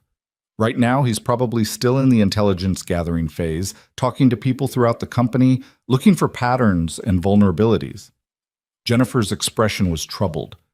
When he does approach me, I need to be able to honestly say that your work is exceptional, your career advancement is merit-based, and I've seen no evidence of inappropriate favoritism from executive leadership. All of which is true. Yes, but truth is only as good as your ability to defend it, which is why we're building documentation now, before the attacks start. Jennifer pulled up a calendar on her tablet. I'm scheduling a review meeting with the CFO for end of next week. We'll discuss the analyst pool's performance, and I'll specifically highlight your contributions. That creates a record of your value that predates any potential accusations. Ethan nodded, his mind racing through implications and strategies. This was starting to feel less like a romance and more like a military campaign, complete with defensive fortifications and preemptive strikes. The sheer complexity of it was overwhelming. Jennifer, can I ask you something, off the record? She smiled slightly. We're already pretty far off the record, but go ahead. Do you think this is worth it? The complications and risks and political maneuvering? Is it worth all this just to be with someone? Jennifer was quiet for a long moment, her gaze distant. I can't answer that for you, but I can tell you that after my divorce, I convinced myself that work was enough, that professional achievement could fill all the spaces in my life that needed filling. And I was wrong. Her eyes refocused on Ethan, sharp and serious. We're not built to be alone, even those of us who are good at it. If you found someone who makes you want to be seen, who makes you brave enough to risk the safety of invisibility, then yes, that's worth fighting for. The conviction in her voice settled something in Ethan's chest. Then we fight. Smart and carefully. Daniel Cross is brilliant and ruthless. He doesn't make mistakes, and he doesn't leave openings for counterattack. Jennifer's expression hardened. But he also underestimates people he considers beneath him, which might be his only weakness. They spent another 20 minutes mapping strategy, specific actions Ethan should take, documentation he should maintain, ways to create professional distance while preserving personal connection. By the time Ethan left Jennifer's office, He felt simultaneously more prepared and more overwhelmed. This was going to be harder than he'd imagined, requiring constant vigilance and strategic thinking that went far beyond his analytical comfort zone. The analyst floor was filling with the Monday morning rush when Ethan returned to his desk. Marcus was already deep into something on his monitor, coffee steaming beside his keyboard. Priya was on a phone call, her voice carrying the patient exasperation of someone explaining basic concepts to someone who should already understand them. Normal office rhythms, unchanged by the seismic shifts happening beneath the surface. Ethan settled into his chair and opened his email, scanning through the overnight accumulation. Most were routine, but one message stopped him cold. The sender was Daniel Cross. The subject line read, "Coffee?" His hands went still on the keyboard. This was it. The approach Jennifer had predicted, happening faster than either of them had anticipated. Ethan clicked on the message, his pulse quickening. "Ethan, I've been hearing impressive things about your analytical work from several sources. I'd love to pick your brain about some strategic initiatives I'm developing. Are you free for coffee this week? Best, Daniel." The message was perfectly calibrated, friendly without being overly familiar, professional with just enough personal interest to feel flattering. To anyone reading it, the email would seem like a senior executive reaching out to a talented junior employee, an entirely normal interaction. But Ethan could see the trap beneath the courtesy. Daniel wanted information, wanted to assess him, probe for weaknesses, determine whether he could be useful or needed to be neutralized. Ethan's first instinct was to decline, to maintain distance from Victoria's primary antagonist. But Jennifer's words echoed in his mind. They needed to anticipate Daniel's attacks and preemptively neutralize them, which meant Ethan needed to understand what Daniel was planning, what angles he was pursuing, how much he already knew. He crafted a response carefully, keeping it professionally distant, but not obviously evasive. "Daniel, I appreciate the outreach. My schedule is fairly packed this week with quarter-end analysis, but I could do coffee Thursday morning if that works for you." Thursday gave him 3 days to prepare, to strategize with Jennifer and Victoria about how to handle the conversation. The delay might frustrate Daniel, but it was reasonable enough not to raise suspicion. The response came within minutes. "Thursday works perfectly. Let's say 9 a.m. at the Starbucks on Market Street. Looking forward to it." Ethan stared at the message, anxiety and determination warring in his chest. In 4 days, he would sit across from Daniel Cross and have to navigate a conversation layered with subtext and strategic purpose while appearing casual and unguarded. The prospect was terrifying. His phone buzzed with a text from Victoria. How did it go with Jennifer? He glanced around to ensure nobody was watching, then typed quickly.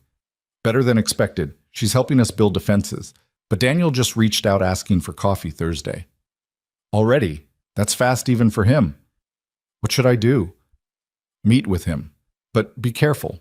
Daniel is exceptionally good at extracting information without seeming to ask direct questions. Don't volunteer anything personal, and definitely don't mention us." "Obviously." "I know it's obvious. I'm just nervous." "He's dangerous, Ethan, more than you realize." Ethan wanted to ask what she meant by that, but his desk phone rang. The analyst pool supervisor asking for an update on the revenue variance report. He sent Victoria a quick "we'll talk tonight" message and dove into work, grateful for the familiar refuge of numbers and analysis. The day progressed in a blur of spreadsheets and meetings, the normal rhythm of corporate life continuing despite the emotional turbulence churning beneath Ethan's surface calm. He caught glimpses of Victoria once, passing through the analyst floor on her way to a meeting, her expression professionally neutral as she nodded at various employees. Their eyes met for just a second, a flash of connection too brief for anyone else to notice, and then she was gone. That evening, Ethan drove to Victoria's apartment, a decision they'd made carefully, weighing the risks of being seen together against the need for private conversation. She lived in a building downtown, the kind of upscale development that featured doormen and security cameras and the illusion of privacy within urban density. Ethan had never been there before, and walking through the lobby felt surreal, as if he were crossing into a part of Victoria's life that had previously existed only in his imagination. She met him at her apartment door, dressed in comfortable clothes, leggings, and an oversized sweater that made her look younger and more vulnerable than her executive wardrobe allowed. The apartment itself was exactly what he'd expected, tastefully furnished, immaculately organized, full of evidence of a life lived almost entirely through work. Bookshelves held business texts and leadership memoirs. The kitchen looked barely used. Art on the walls was expensive but impersonal, the kind of pieces chosen by decorators rather than owners. "Welcome to my fortress of solitude," Victoria said with a self-deprecating smile. "It's not much, but it's home." Sort of. Ethan stepped inside and she closed the door behind him, engaging multiple locks with practiced efficiency. For a moment, they simply stood in her entryway, the privacy suddenly awkward after days of stolen texts and careful distance. Then Victoria moved forward and wrapped her arms around him, her face pressing against his chest, and the awkwardness dissolved. Ethan held her, feeling the tension in her body gradually ease, and realized they were both starving for this. Uncomplicated physical contact, connection without performance or strategy. "Long day?" he murmured against her hair. "Endless." The board meeting was brutal. 3 hours of questions about the Singapore expansion and whether we're overextending our resources. She pulled back slightly, looking up at him. Daniel was there, asking pointed questions designed to make me look reckless and poorly prepared. "Were you?" "No, I had answers for everything, backed by data and risk analysis. But he made sure to frame his questions in ways that created doubt, that made the board wonder if I was being too aggressive." Frustration leaked into her voice. That's his specialty, planting seeds of uncertainty that grow into full-scale concerns over time. Ethan guided her toward the couch, and they settled together, Victoria tucking herself against his side with the ease of someone starved for comfort. "Jennifer thinks he's going to come after both of us hard once he finds out about the relationship." "She's right. The question is how he'll frame the attack. As evidence of my poor judgment, your opportunism, a distraction from strategic focus?" Victoria's hand found his, fingers intertwining. "He's probably wargaming scenarios right now, trying to determine which narrative will be most damaging. Then we need our own narrative, our own framing that neutralizes his attacks before they land." Victoria tilted her head to look at him, curiosity in her eyes. "What are you thinking?"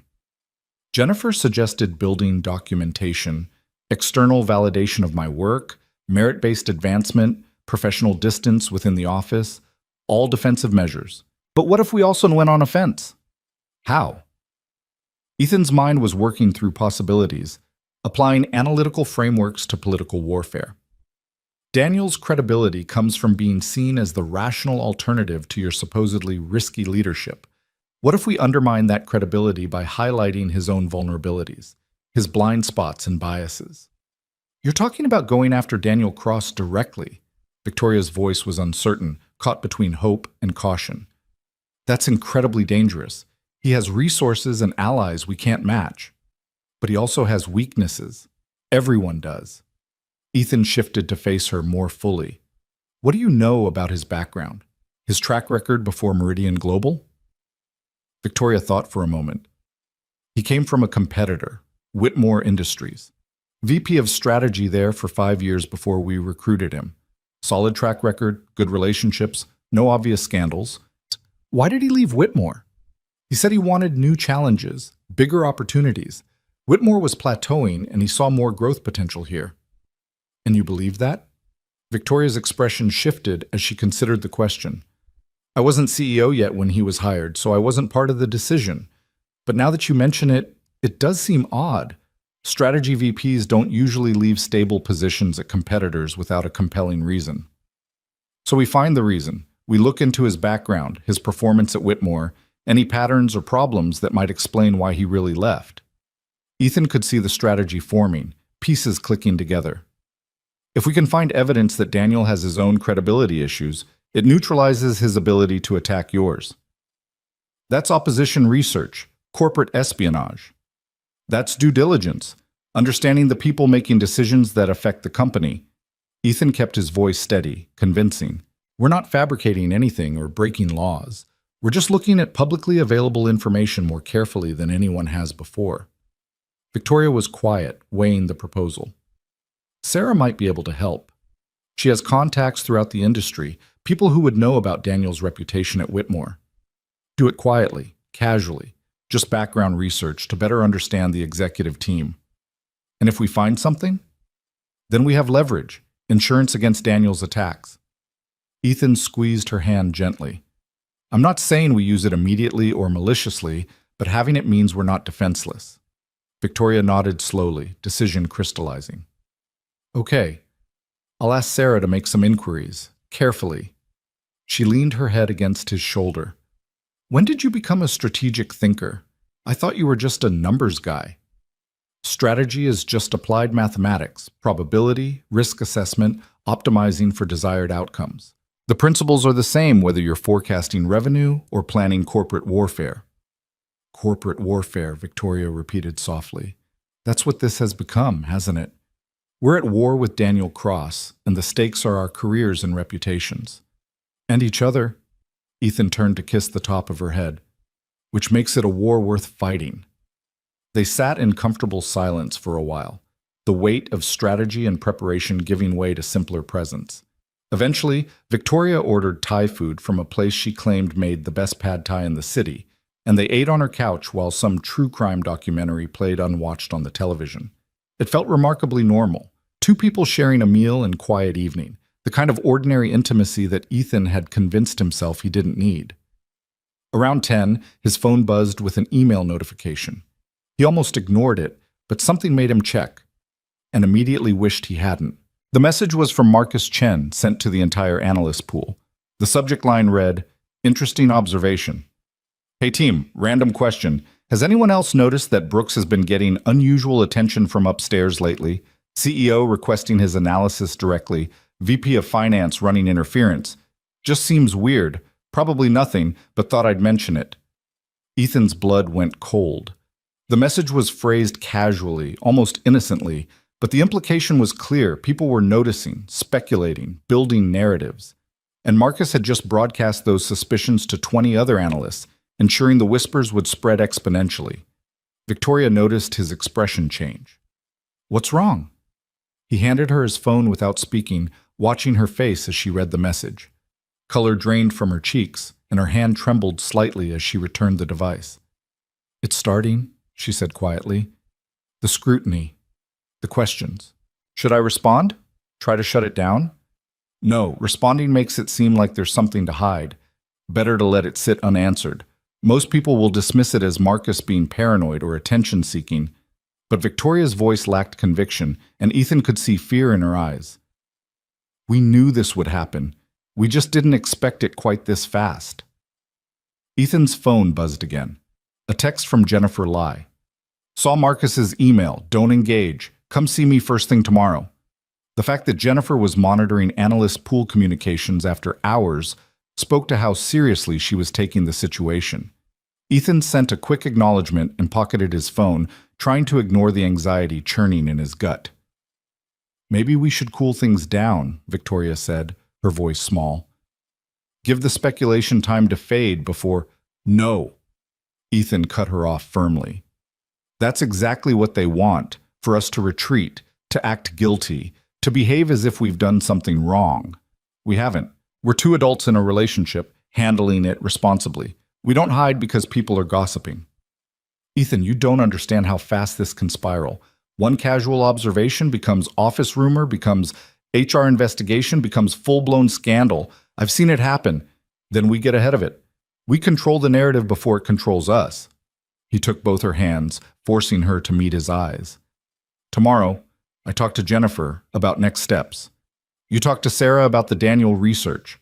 We build our defenses and prepare our offense, and we don't give them the satisfaction of seeing us scared."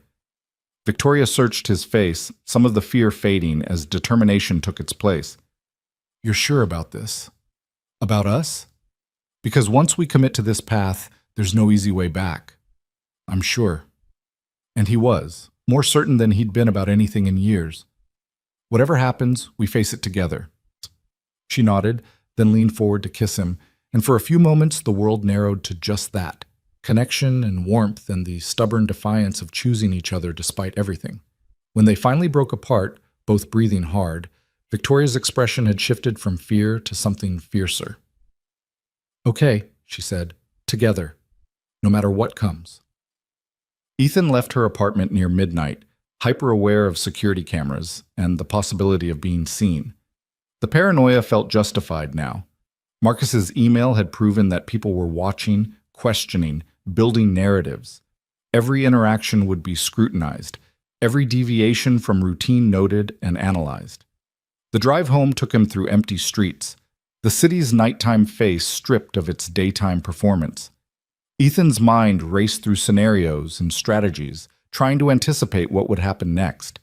Marcus's email would spread, analysts would gossip, speculation would build, questions would be asked. Jennifer would help manage the internal politics, but she couldn't control what people thought or said in private conversations. And Thursday, he would sit across from Daniel Cross and have to maintain perfect composure while being interrogated by someone who wanted to destroy Victoria's career. The sheer complexity of it should have made him reconsider, should have sent him running back to the safety of invisible competence. Instead, it made him angry. Angry that two people couldn't simply be together without triggering corporate warfare. Angry that Victoria had to constantly defend her competence and judgment against people threatened by her success. Angry that his own quiet excellence was being reframed as opportunistic ambition. But anger, properly channeled, could be useful. Ethan had spent 5 years being professionally invisible, which meant he'd observed things others missed. He knew how information flowed through the company, who gossiped with whom, which executives held real power versus those with impressive titles and empty influence. That knowledge could be weaponized if he was willing to step out of the shadows and actually use it. Tuesday morning, Ethan arrived at Jennifer's office before 7, while the building was still mostly empty. She was already there, 2 monitors displaying complex financial models, coffee steaming at her elbow. "Marcus's email," she said without preamble. "Damage assessment?" "Minimal so far. Nobody responded publicly, which means they're discussing it in private channels I can't monitor." Ethan settled into the guest chair.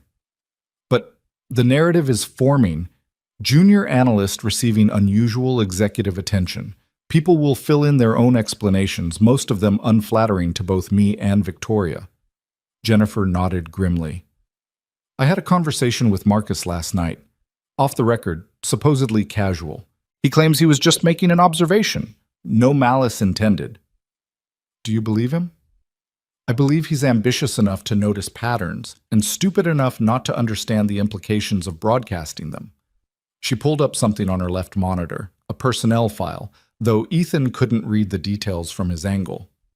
"Marcus has been angling for promotion to senior analyst for 6 months. He's competent, but not exceptional, and he resents that you consistently outperform him despite lower seniority." So this was jealousy disguised as curiosity. Probably, which makes it manageable but not harmless. Daniel Cross is good at exploiting existing resentments. He might approach Marcus, validate his concerns, encourage him to pay closer attention to your career trajectory. Jennifer's expression was troubled.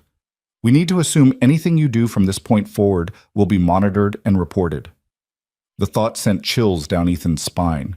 Professional paranoia as standard operating procedure. Welcome to life under scrutiny. It's exhausting and it never really ends. Jennifer closed the personnel file and fixed Ethan with a serious look. "I've scheduled the external review of your Q3 analysis for Friday. 3 industry experts, completely independent, will evaluate your methodology and conclusions. Their validation will help establish that your work quality isn't dependent on executive favor." "And the coffee meeting with Daniel on Thursday? Record it if you can. Not overtly, just keep your phone in your pocket with a recording app running.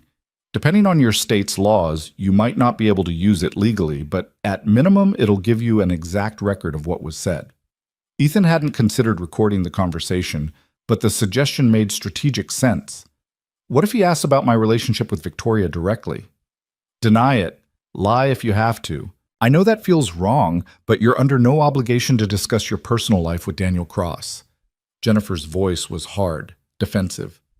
"He'll be fishing for confirmation, trying to get you to admit something he can use. Don't give him anything." "Won't lying make it worse when the truth comes out?" "Maybe, but right now the truth is a weapon pointed at both of you. Until we have adequate defenses in place, that weapon stays holstered." She leaned back in her chair, exhaustion evident in her posture. "I'm not saying lie forever, I'm saying protect yourselves until you're strong enough to withstand the attacks that revelation will trigger." Ethan nodded, though discomfort sat heavy in his chest.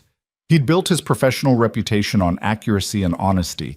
Lying to Daniel Cross, even by omission, felt like abandoning core principles. But Jennifer was right about the strategic necessity. They weren't ready for full exposure yet. The rest of Tuesday and Wednesday passed in tense anticipation, each hour bringing Ethan closer to Thursday morning's coffee meeting. He prepared obsessively, reviewing everything he knew about Daniel Cross, rehearsing responses to potential questions, trying to anticipate traps hidden in casual conversation. Victoria texted him periodic updates. Sarah was making inquiries about Daniel's time at Whitmore Industries, but so far nothing concrete had emerged. Wednesday night, Ethan barely slept, his mind churning through scenarios. When his alarm finally sounded at 6, he felt simultaneously exhausted and wired, running on anxiety and determination in equal measure. He dressed carefully that morning, professional but not trying too hard, the same unremarkable style he'd cultivated for 5 years. The goal was to appear exactly as uninteresting as Daniel expected, giving him no reason to dig deeper or question surface impressions. The Starbucks on Market Street was crowded with the morning rush when Ethan arrived at 8:55. Daniel was already there, seated at a corner table with 2 coffees waiting. He stood as Ethan approached, extending a hand with practiced warmth. "Ethan, thanks for making time. I know quarter end is brutal for you analysts." Daniel's smile was perfect, friendly without being overfamiliar, powerful without being intimidating. He was in his late 40s, impeccably dressed, with the kind of confidence that came from years of winning corporate battles. They shook hands and Ethan felt his phone's weight in his pocket, the recording app already running. "Happy to connect. I'm always interested in hearing about strategic initiatives." "Well, I won't take too much of your time," Daniel said as they sat. "I've been working on some growth scenarios for emerging markets, and I keep hearing that you're the go-to person for predictive financial modeling." The flattery was obvious but effectively delivered. "I appreciate that, though I'm sure any of our senior analysts could help with forecasting." "Perhaps. But you have something they don't: accuracy. Your Q3 projections have been spot on for 2 years running. That's not luck, that's methodology." Daniel leaned forward slightly, projecting genuine interest. "I'm curious about your approach. What are you doing differently?" Ethan launched into a technical explanation, keeping it detailed enough to seem forthcoming while avoiding anything proprietary or unique to his specific techniques. Daniel listened with apparent fascination, asking intelligent questions that demonstrated real understanding of financial analysis. But beneath the professional conversation, Ethan could feel something else happening. An assessment, a cataloging of his responses and mannerisms, Daniel gathering information that had nothing to do with forecasting methodology. After 15 minutes of technical discussion, Daniel shifted the conversation subtly. "You know, I've been impressed by how much focus Victoria has been giving to analyst development lately. She personally reviews work from your pool more than any CEO I've worked with." There it was, the first probe disguised as casual observation. Ethan kept his expression neutral. "She's very hands-on. I think it helps her maintain connection to the operational details that drive strategy." "Absolutely. Though I wonder if sometimes she spreads herself too thin, trying to be involved in everything rather than trusting her executive team to filter information appropriately." Daniel's tone was thoughtful, not quite criticism, but close. "What's your impression? Do you feel like you get adequate support from the management chain, or does executive involvement feel intrusive?" The question was designed to elicit complaints, to get Ethan to criticize Victoria or admit that her attention felt inappropriate. He chose his words carefully. "I appreciate any feedback from leadership. Executive attention helps ensure our work aligns with strategic priorities." Very diplomatic. Daniel smiled, but his eyes were sharp, analytical. "You're good at this, saying the right things without revealing much. That's a useful skill in corporate environments." "I try to stay focused on my work rather than politics." "Smart. Though sometimes politics find you whether you want them to or not." Daniel paused, and when he continued, his voice had shifted, still friendly, but with an edge of something harder beneath. "I'll be direct with you, Ethan, because I think you can handle directness. There's been some observation lately about your relationship with executive leadership, specifically with Victoria." Ethan's heart hammered, but he kept his voice steady. Observation? Questions about whether you're receiving preferential treatment, whether decisions about your career advancement are based purely on merit or on other factors. Daniel's expression was sympathetic, almost apologetic. I want to be clear. I don't think you've done anything wrong, but perception matters in these environments, and right now the perception is that there might be something inappropriate about the attention you're receiving. This was it, the direct attack framed as friendly concern. Jennifer's voice echoed in Ethan's mind. Deny. Protect yourselves. Don't give him ammunition. I'm not aware of any preferential treatment, Ethan said carefully. My work speaks for itself, and any executive attention I've received has been based on the quality of that work. Of course. Daniel nodded, as if completely convinced. But you understand how it looks, right? CEO personally requesting analysis from a specific junior analyst? That's unusual. It creates questions. Questions about my competence? Questions about the nature of the relationship. Daniel let the words hang in the air, watching Ethan's reaction. I'm not suggesting anything improper, but in corporate environments, even the appearance of impropriety can be damaging to both parties involved. Ethan forced himself to meet Daniel's eyes directly, projecting calm confidence he didn't feel. There's nothing improper about my relationship with Victoria Hale. She's the CEO. I'm an analyst. We interact professionally when business requires it. Good. That's good to hear. But Daniel's expression suggested he didn't quite believe it. Because if there were something more personal developing, that would create serious complications. HR concerns, conflict of interest issues, questions about whether Victoria's judgment is being compromised by emotional entanglements. The threat was clear now, barely disguised by concern-trolling language. Daniel was letting Ethan know that he suspected something, that he was watching, that any relationship between Ethan and Victoria would be used as ammunition. I appreciate your concern, Ethan said, his voice harder now. But I can assure you my relationship with the CEO is entirely professional. Daniel studied him for a long moment, then smiled, a calculating expression that never reached his eyes. I'm glad to hear it, because Victoria is under a lot of pressure right now. Board concerns about her strategic direction, questions about whether she's the right person to lead Meridian Global through the next phase of growth. The last thing she needs is additional complications that would undermine confidence in her leadership. Victoria Hale is an exceptional CEO. Is she? Daniel's tone was casual, but the question was pointed. Or is she someone who got promoted too quickly, whose decisions are starting to show the cracks that come from insufficient experience and questionable judgment? Anger flared in Ethan's chest, hot and immediate. This was what Victoria faced constantly. This casual undermining disguised as legitimate concern. But he forced it down, knowing that showing emotion would give Daniel exactly what he wanted. The company's performance under her leadership speaks for itself, Ethan said evenly. Revenue up, costs down, successful strategic initiatives. Those are facts, not opinions. Facts can be interpreted different ways. Strong performance now doesn't guarantee strong performance in the future, especially if leadership judgment becomes compromised. Daniel finished his coffee and stood, signaling the meeting's end. I appreciate your time, Ethan, and I appreciate your discretion regarding what we've discussed here. I'm just trying to look out for the company's interests. Of course. They shook hands again, and Ethan left the Starbucks feeling like he'd just survived an interrogation.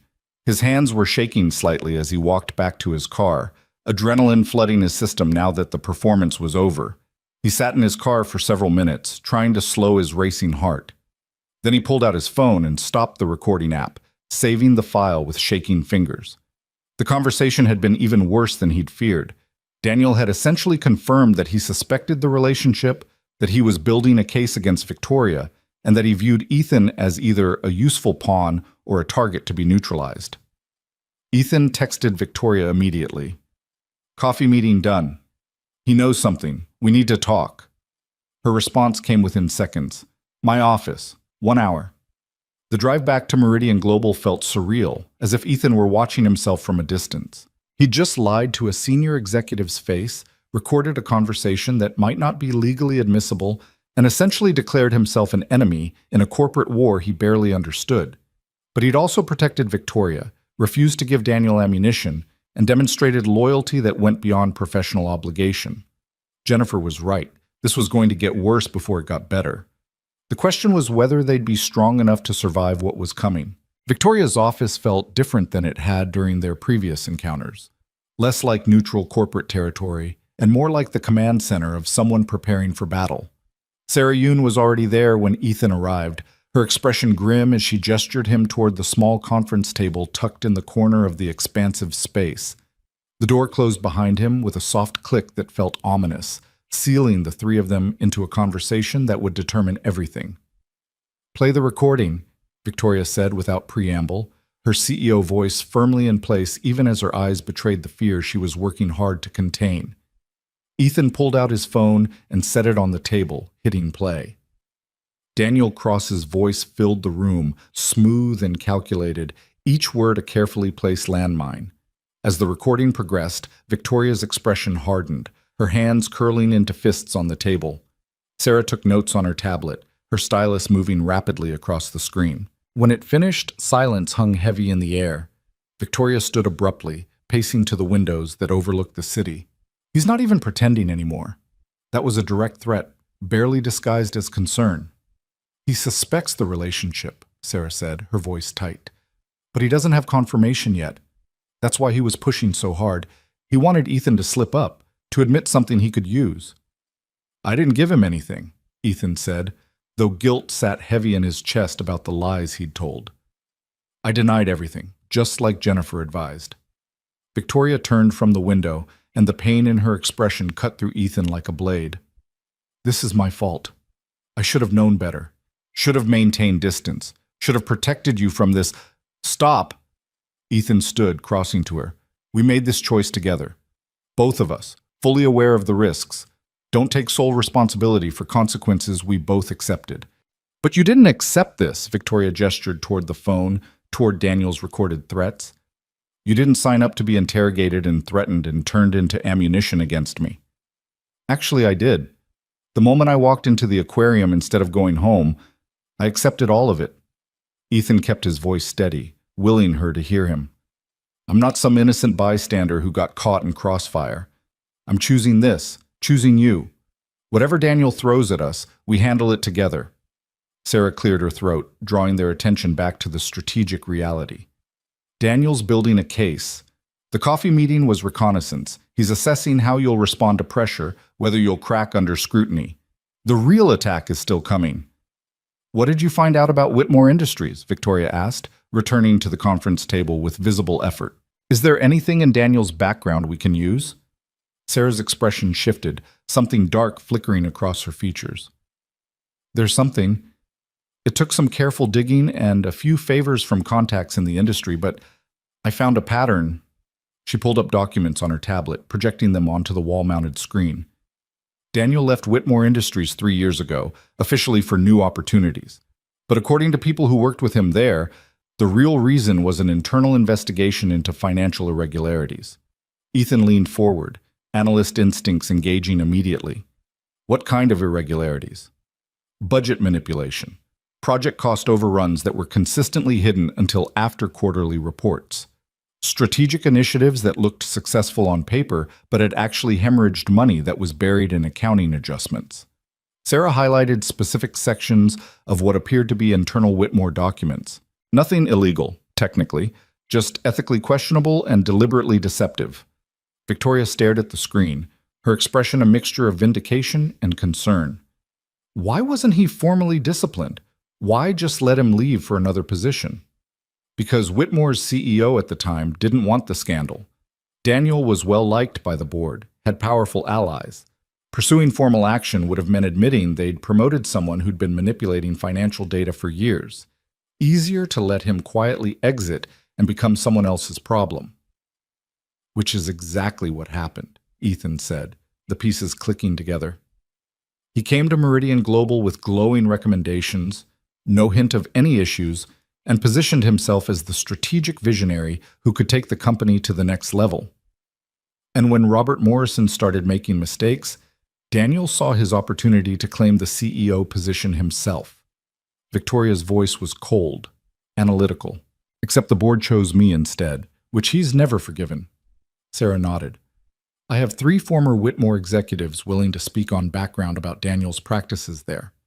They won't go public without serious pressure, but their accounts are consistent and detailed. This is real, Victoria. This is leverage. The word hung in the air like a promise and a threat. Leverage meant power, the ability to neutralize Daniel's attacks before they landed, but it also meant descending to his level, using ammunition that could destroy a career and a reputation. Ethan watched Victoria wrestle with the decision, seeing the conflict play out across her face. She'd built her career on integrity and transparency, on being better than the people who'd tried to undermine her. Using this information about Daniel felt like abandoning those principles, even if it was in self-defense. We don't use it yet, Victoria said finally. We hold it in reserve, insurance in case Daniel goes nuclear. But we don't strike first. That's a mistake, Sarah said bluntly. Daniel won't show you the same courtesy. The moment he has something concrete on your relationship with Ethan, he'll weaponize it without hesitation. I know, but I have to be able to live with myself when this is over. I have to know that I didn't become him just to survive him. Victoria's voice was firm despite the fear Ethan could see in her eyes. We defend ourselves when attacked. We don't initiate the destruction. Sarah looked like she wanted to argue but ultimately nodded, respect flickering across her features. Okay, your call, but the moment he makes his move, we respond with everything we have. Agreed. Victoria turned to Ethan. How did Jennifer's external review go? Do we have independent validation of your work quality? The report comes back tomorrow. Jennifer expedited it because she knows we're running out of time. Ethan pulled out his own phone, checking email. But she's confident it'll be strongly positive. Apparently, one of the reviewers has already reached out to ask if I'd be interested in speaking at an industry conference about my methodology. That's good. That helps establish that your career trajectory is merit-based, not favoritism. Victoria's strategic mind was working through scenarios, building defenses even as the walls closed in. What else can we do to strengthen our position before Daniel makes his move?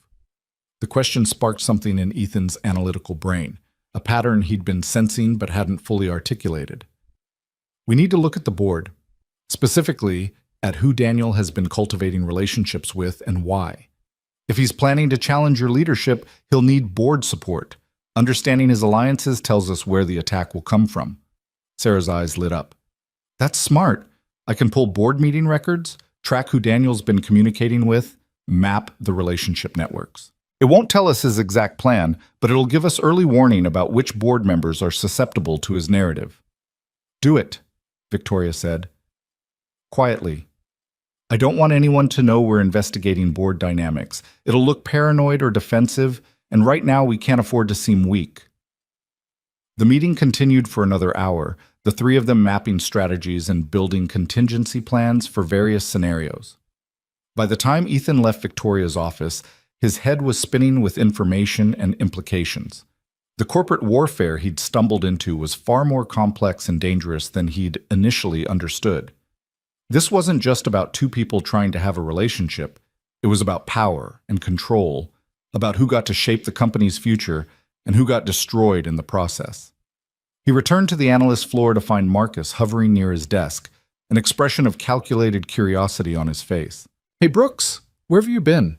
Jennifer was looking for you earlier. Ethan kept his expression neutral, hyper-aware that anything he said would likely be reported back to someone. Meeting upstairs, quarter-end analysis. Right, quarter-end. Marcus's tone suggested he didn't quite believe it, but he couldn't prove otherwise. Lot of meetings with executives lately. Must be nice to have that kind of access. The implication was clear. Marcus was still fishing, still building his narrative about inappropriate favoritism. Ethan wanted to snap at him, to defend himself and Victoria against insinuations that had no factual basis. But Jennifer's warnings echoed in his mind, reminding him that engaging would only make things worse. Just doing my job, Ethan said evenly, settling into his chair and opening his email. The dismissal was deliberate, a signal that this conversation was over. Marcus lingered for another moment, then retreated to his own desk, frustration evident in the set of his shoulders. Ethan forced himself to focus on his monitor, pulling up spreadsheets and reports as if nothing unusual was happening. But underneath the performance, anxiety churned in his gut. The scrutiny was intensifying, The questions multiplying. How long before someone connected all the dots? How long before speculation became accusation? That evening, Ethan drove to Victoria's apartment again, paranoia making him check his rearview mirror constantly for anyone who might be following. The building's parking garage felt like a small victory, covered, away from street view, offering at least the illusion of privacy. He took the elevator to her floor, hyper-aware of the security cameras tracking his movement, wondering if Daniel already had someone monitoring who visited Victoria after hours. She opened the door before he could knock, pulling him inside with an urgency that spoke to her own heightened anxiety. The apartment felt different tonight, less like a refuge and more like a bunker, a place to hide while the world outside prepared for war. "Sarah sent me the board analysis," Victoria said without greeting, gesturing toward her laptop on the dining table. Charts and diagrams filled the screen, mapping relationships and communication patterns. Daniel's been cultivating 3 specific board members: William Chen, Margaret Torres, and David Atkinson. All 3 have expressed concerns about my strategic direction at various points. Ethan studied the charts, his analyst brain processing the information. That's not enough for a majority vote. He'd need at least 4 board members to force any serious action against you. Which means there's a 4th person he's working on that Sarah hasn't identified yet. Or, Victoria's voice dropped, dread evident in her tone.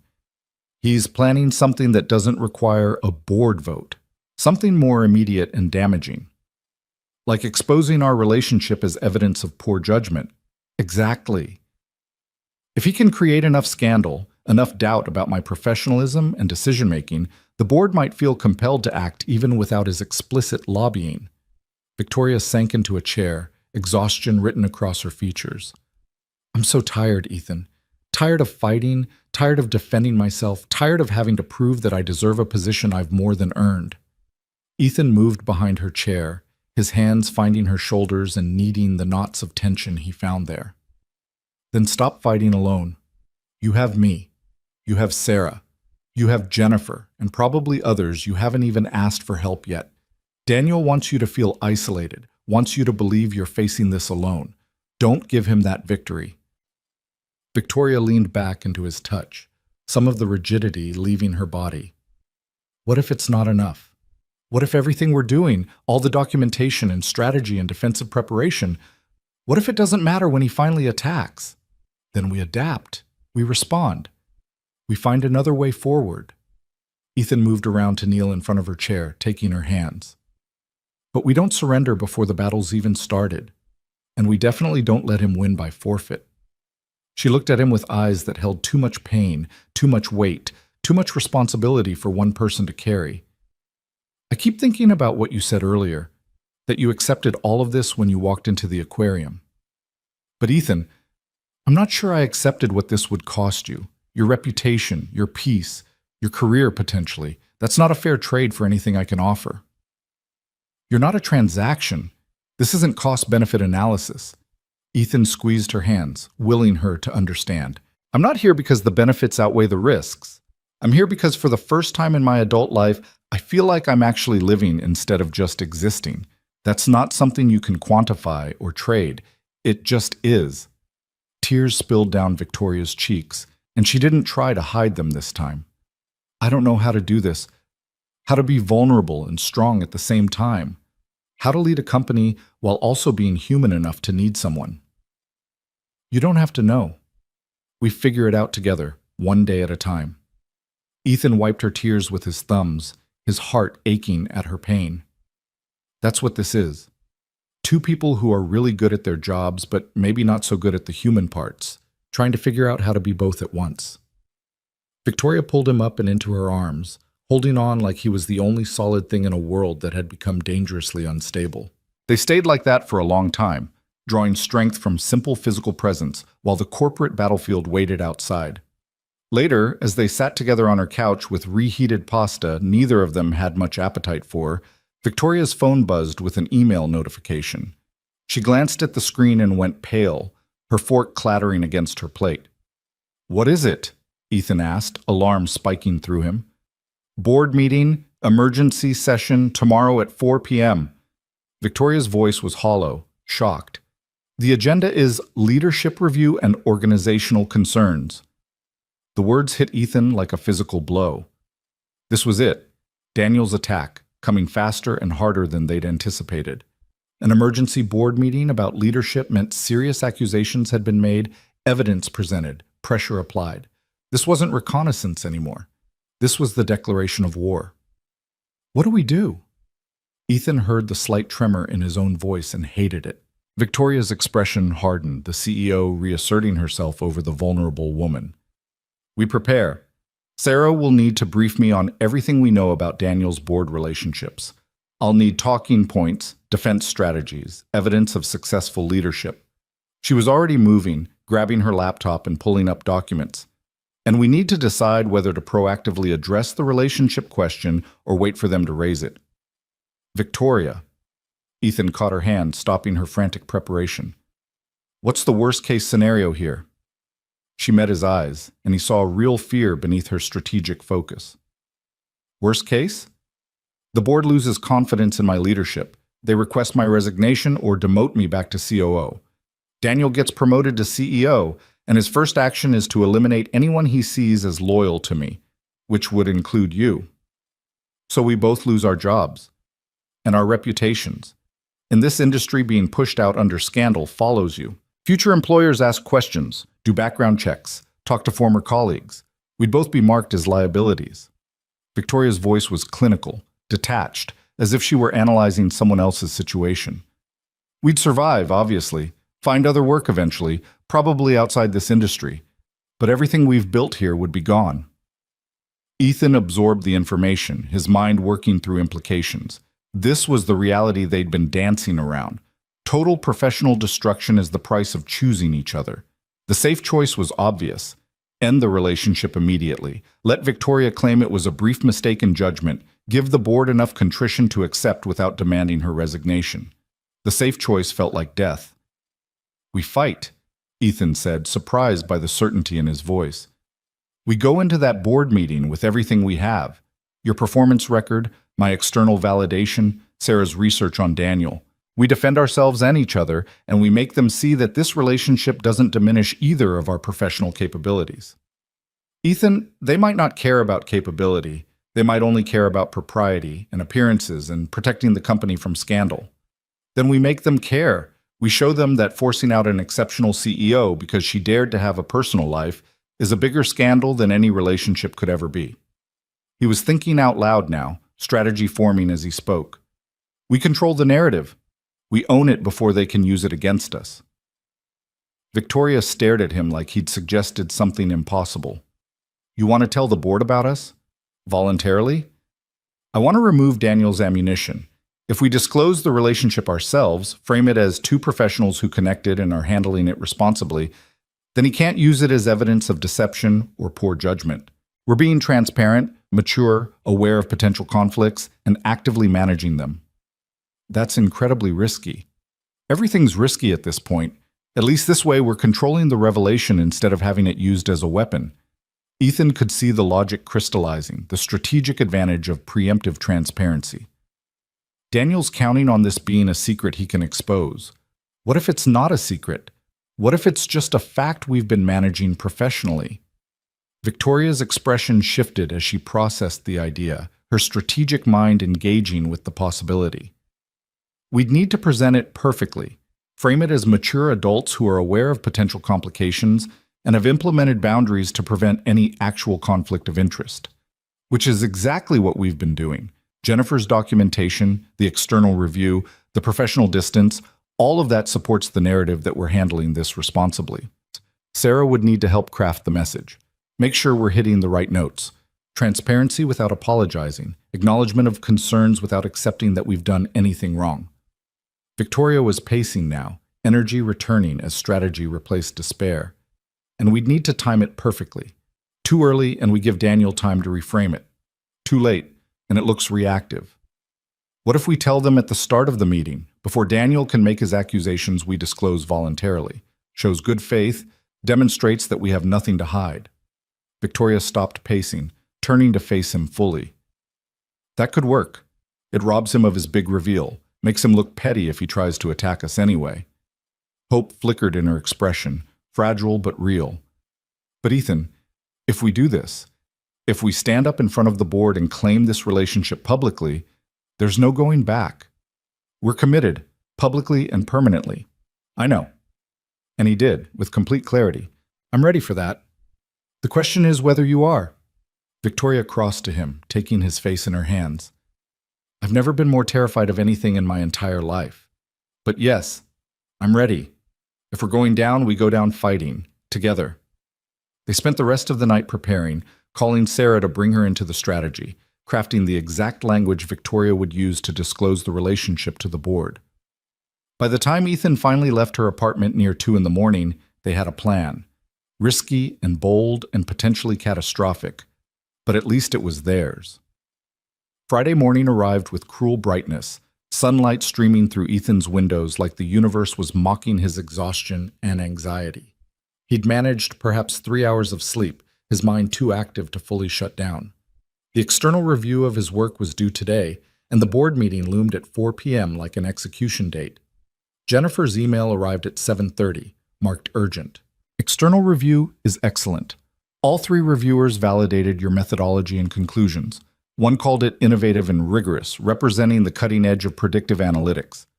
I'm distributing the report to relevant executives this morning. This helps us significantly. Ethan felt some of the tension ease from his shoulders. At least that piece was in place. Independent validation that his work quality wasn't dependent on executive favoritism. It wouldn't prevent all accusations, but it made them harder to sustain. At 9, Victoria sent a group text to him, Sarah, and Jennifer. Board meeting at 4 p.m. Emergency session called by Daniel Cross regarding leadership concerns. We're disclosing the relationship at the start, controlling the narrative before he can weaponize it. Need all documentation and support ready. Jennifer's response came immediately. Understood. I'll prepare statement about Ethan's performance and the external review results. This is the right call. Sarah's message followed. Board member breakdown 7 total. We have confirmed support from 2, likely support from 2 more. The remaining 3 are cross-allies or uncommitted. This will be close. The reality of what they were about to do hit Ethan with renewed force. In 7 hours, Victoria would stand in front of the board of directors and essentially announce that she was romantically involved with a junior analyst. No matter how well they framed it, no matter how much documentation they provided, it would be shocking and controversial. And Daniel Cross would be sitting there, ready to exploit any weakness in their defense. The morning dragged by with agonizing slowness. Ethan tried to focus on work, but concentration was impossible. Every email notification made his heart jump. Every sound from the corridor triggered a spike of adrenaline. Marcus kept glancing his direction with poorly concealed curiosity, clearly sensing that something significant was happening, but unable to determine what. At noon, Ethan's phone buzzed with a text from Victoria. I'm terrified. He typed back immediately. Me too, but we're doing the right thing. What if they don't see it that way? What if disclosure makes it worse? Then at least we tried. At least we didn't let fear make our decisions for us. A long pause, then, I love you. The word stopped Ethan's heart. They hadn't said that yet, hadn't crossed that particular line despite everything else they'd shared. The timing was terrible, hours before a board meeting that could destroy both their careers, but somehow also perfect. Because if they were going to fight for this relationship publicly, they should at least name what they were fighting for. I love you too, he typed, his hands shaking slightly. Whatever happens today, that doesn't change. No, Victoria confirmed. It doesn't. At 3:30, Sarah texted the group. Board members arriving. Daniel looks confident. This is going to be brutal. Ethan stared at his monitor, unseeing. Victoria was about to walk into the most important meeting of her career, and there was nothing he could do to help or protect her. The helplessness was almost unbearable. At 3:55, his phone rang, Victoria's name on the screen. I'm about to go in, she said, her voice tight with controlled fear. I needed to hear your voice one more time before... You're going to be brilliant, Ethan interrupted. Strong and honest and clear. They'll see what I see, someone who's exceptional at her job and also brave enough to be human. And if they don't? Then we figure out what comes next, together. But don't go into that room expecting to lose. Go in expecting to win. Victoria's laugh was shaky but genuine. When did you become the optimistic one? About 5 days ago. I'm still getting used to it. I have to go. Sarah's signaling that everyone's in position. Victoria's voice dropped to barely above a whisper. Thank you, Ethan, for seeing me, for choosing me, for making me believe that being human doesn't mean being weak. You were never weak. You just needed someone to remind you that you're allowed to be both powerful and vulnerable. I love you. I love you too. Now go show them why they chose you as CEO. The line went dead, and Ethan sat alone at his desk, staring at his phone. Somewhere in this building, Victoria was walking into a conference room where 7 board members waited to judge her leadership and her choices. Daniel Cross would be there, ready to attack, armed with suspicions and insinuations and carefully constructed doubts. But Victoria wouldn't be defenseless. She had documentation and strategy, truth and transparency. She had allies who believed in her capabilities and evidence that her leadership had transformed the company. And she had something Daniel didn't understand or value, the courage to be vulnerable while remaining strong, to acknowledge her humanity while maintaining her authority. The minutes crawled by with excruciating slowness. 4:15, 4:30, 4:45. Ethan tried to work, to distract himself, but gave up and simply sat at his desk waiting for some signal that the world hadn't ended. At 5:20, his phone buzzed. Sarah's message appeared. It's not going well. Daniel came prepared. She needs help. Ethan's blood went cold. What kind of help? What could he possibly do from the analyst floor while Victoria faced the board alone? Another message from Sarah. He has photos, you and Victoria together outside her apartment building, time-stamped for multiple dates. The room tilted sickeningly. Photos meant evidence, proof that couldn't be explained away as baseless accusation. Daniel hadn't been guessing or fishing. He'd had actual surveillance, documentation of their relationship that made Victoria's planned disclosure look reactive rather than proactive. What do I do? Ethan typed frantically. Get up here. 18th floor executive conference room. Now. She's asking for you. Ethan stood on shaking legs, grabbing his phone and leaving everything else behind. The analyst's floor blurred around him as he headed for the elevators, aware of curious stares but not caring anymore. If Daniel had photos, the secrecy was already over. The only question now was whether they'd survive the exposure. The elevator ride to the 18th floor felt endless. When the doors finally opened, Sarah was waiting in the corridor, her expression grim. They're taking a 10-minute recess, she said quickly. Daniel presented the photos halfway through Victoria's disclosure, made it look like she was only coming clean because she'd been caught. The board is furious. They feel deceived and manipulated. Where is she? Women's restroom. Sarah's professional composure cracked slightly. She's not handling this well. I've never seen her like this. Ethan's heart clenched painfully. I need to see her. I know. That's why I texted you. But Ethan, when you go back in that room with her, you're making yourself part of this. Daniel will attack you directly, question your motives, try to paint you as opportunistic. Are you ready for that? Yes. He didn't hesitate. Victoria needed him, and nothing else mattered. Sarah nodded, respect flickering across her features despite the disaster unfolding. Okay. Conference room B, around the corner. I'll give you 2 minutes, then we need to go back in. Ethan found Victoria in the small conference room, standing at the window with her arms wrapped around herself. She'd been crying. Her eyes were red, makeup smudged. When she turned and saw him, something in her expression broke and reformed simultaneously. He had photos, she said, her voice hollow. Multiple dates, both of us clearly visible. He's been having us surveilled for at least a week. Ethan crossed to her, pulling her into his arms. I know, Sarah told me. I tried to control the narrative, tried to be transparent and proactive, and he destroyed it. Made me look like I was lying, trying to get ahead of being caught. Victoria's voice was thick with tears and fury. The board thinks I'm deceptive, unprofessional, exactly what Daniel's been saying all along. Then we change their minds. We go back in there and we fight. Ethan, they're going to ask me to resign. I can see it in their faces. They've already decided. The only question is whether they do it publicly or give me the option to step down quietly. The words hit Ethan like a physical blow, but he forced himself to stay focused, to be the steady presence Victoria needed. Then we make them reconsider. We show them evidence of your leadership, the company's performance, everything you've accomplished. We make them see that forcing out an exceptional CEO over a relationship is insane. Victoria pulled back enough to look at him, pain and love warring in her expression. You shouldn't be here. You should distance yourself, protect your own career. If you go into that boardroom with me, Daniel will destroy you too. I'm already in this. The moment those photos were taken, I became part of the story. I'd rather face it with you than hide while you fight alone. But your career doesn't matter more than you do. Ethan cupped her face in his hands, forcing her to hold his gaze. I love you. I'm choosing you.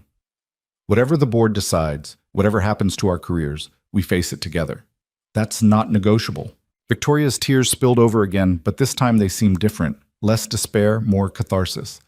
Okay, she whispered. Together. Sarah appeared in the doorway. They're reconvening. Victoria, they want you back, and...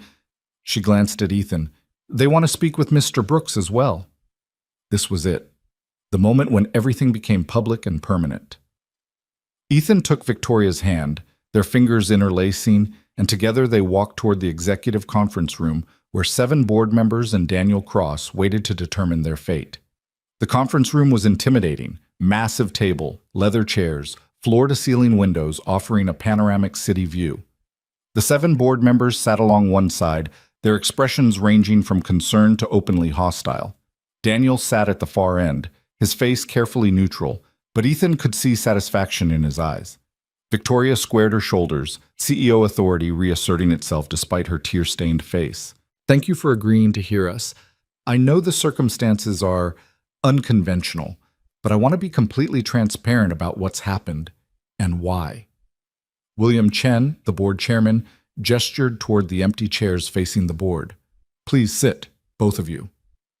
They sat, still holding hands, the gesture both defiant and vulnerable. Ethan could feel 7 pairs of eyes assessing them, judging, forming conclusions that would determine everything. Ms. Hale, Chen began, his voice grave, Mr. Cross has presented evidence of an ongoing romantic relationship between you and Mr. Brooks, a financial analyst several levels below you in the organizational hierarchy. This relationship appears to have been actively concealed from the board and executive leadership. Can you confirm the accuracy of these allegations? Victoria lifted her chin, meeting Chen's eyes directly. Yes, Ethan and I have been seeing each other for approximately 10 days. The relationship is real, consensual, and we have been actively managing potential conflicts of interest through documentation, professional boundaries, and third-party validation of work quality. 10 days, Margaret Torres repeated, her voice sharp. And in that time, you didn't think to disclose this to the board? To your executive team? We were in the process of developing an appropriate disclosure strategy when this meeting was called, Victoria said, her voice steady despite the hostile atmosphere. We planned to be transparent once we'd established clear boundaries and protections. Or once you'd been caught, Daniel interjected smoothly. Forgive me, Victoria, but the timing of your planned disclosure seems remarkably convenient, right after I called this meeting. Ethan felt Victoria's hand tighten around his, but her voice remained calm. Actually, Daniel, the documentation we've been building predates your meeting request by several days. Jennifer Lai, our VP of Finance, can confirm that she's been helping establish independent validation of Mr. Brooks's work quality.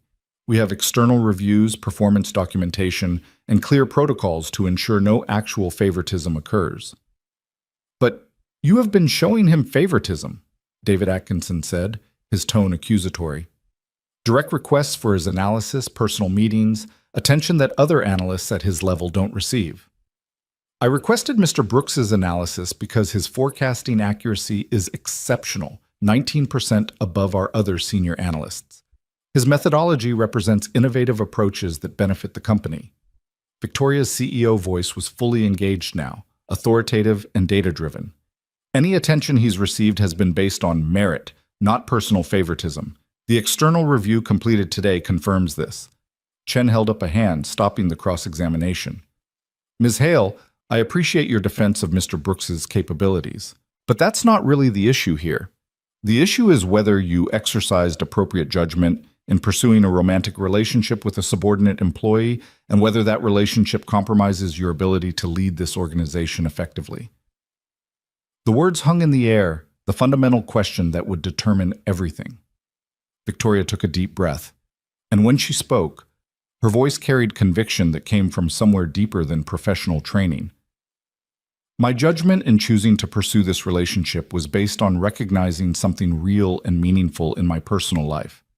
My judgment in how I've managed that relationship has been professional, documented, and designed specifically to prevent any actual conflict of interest. Are those two things in tension? Yes. Is that tension manageable? Also yes. Does it compromise my ability to lead Meridian Global? Absolutely not. With respect, Ms. Hale, that's your assessment, Torres said. But the board has to consider appearances and organizational morale. What message does it send when the CEO is romantically involved with a junior analyst? How does that affect other employees' perception of fairness and meritocracy? Before Victoria could respond, Ethan found himself speaking, his voice steadier than he'd expected. With respect, ma'am, I think it sends the message that executives are human beings with personal lives, not machines programmed only for corporate success. Victoria is the most dedicated, ethical leader I've ever encountered. The fact that she's also brave enough to pursue meaningful connection doesn't diminish her professional capabilities. It makes her more complete, more balanced, more effective. Daniel laughed, the sound calculated and dismissive. Mr. Brooks, I appreciate your defense of Ms. Hale, but surely you can see how this looks from an objective perspective. A junior analyst developing a relationship with the CEO, receiving special attention and career opportunities. That's the textbook definition of a conflict of interest. Except my career opportunities have been based on documented performance, Ethan shot back, anger giving him courage. The external review you can't dispute. The forecasting accuracy you can't explain away. I've earned every opportunity I've received, and the relationship with Victoria doesn't change that fact. But it creates the appearance of impropriety, Chen said, his voice heavy with regret.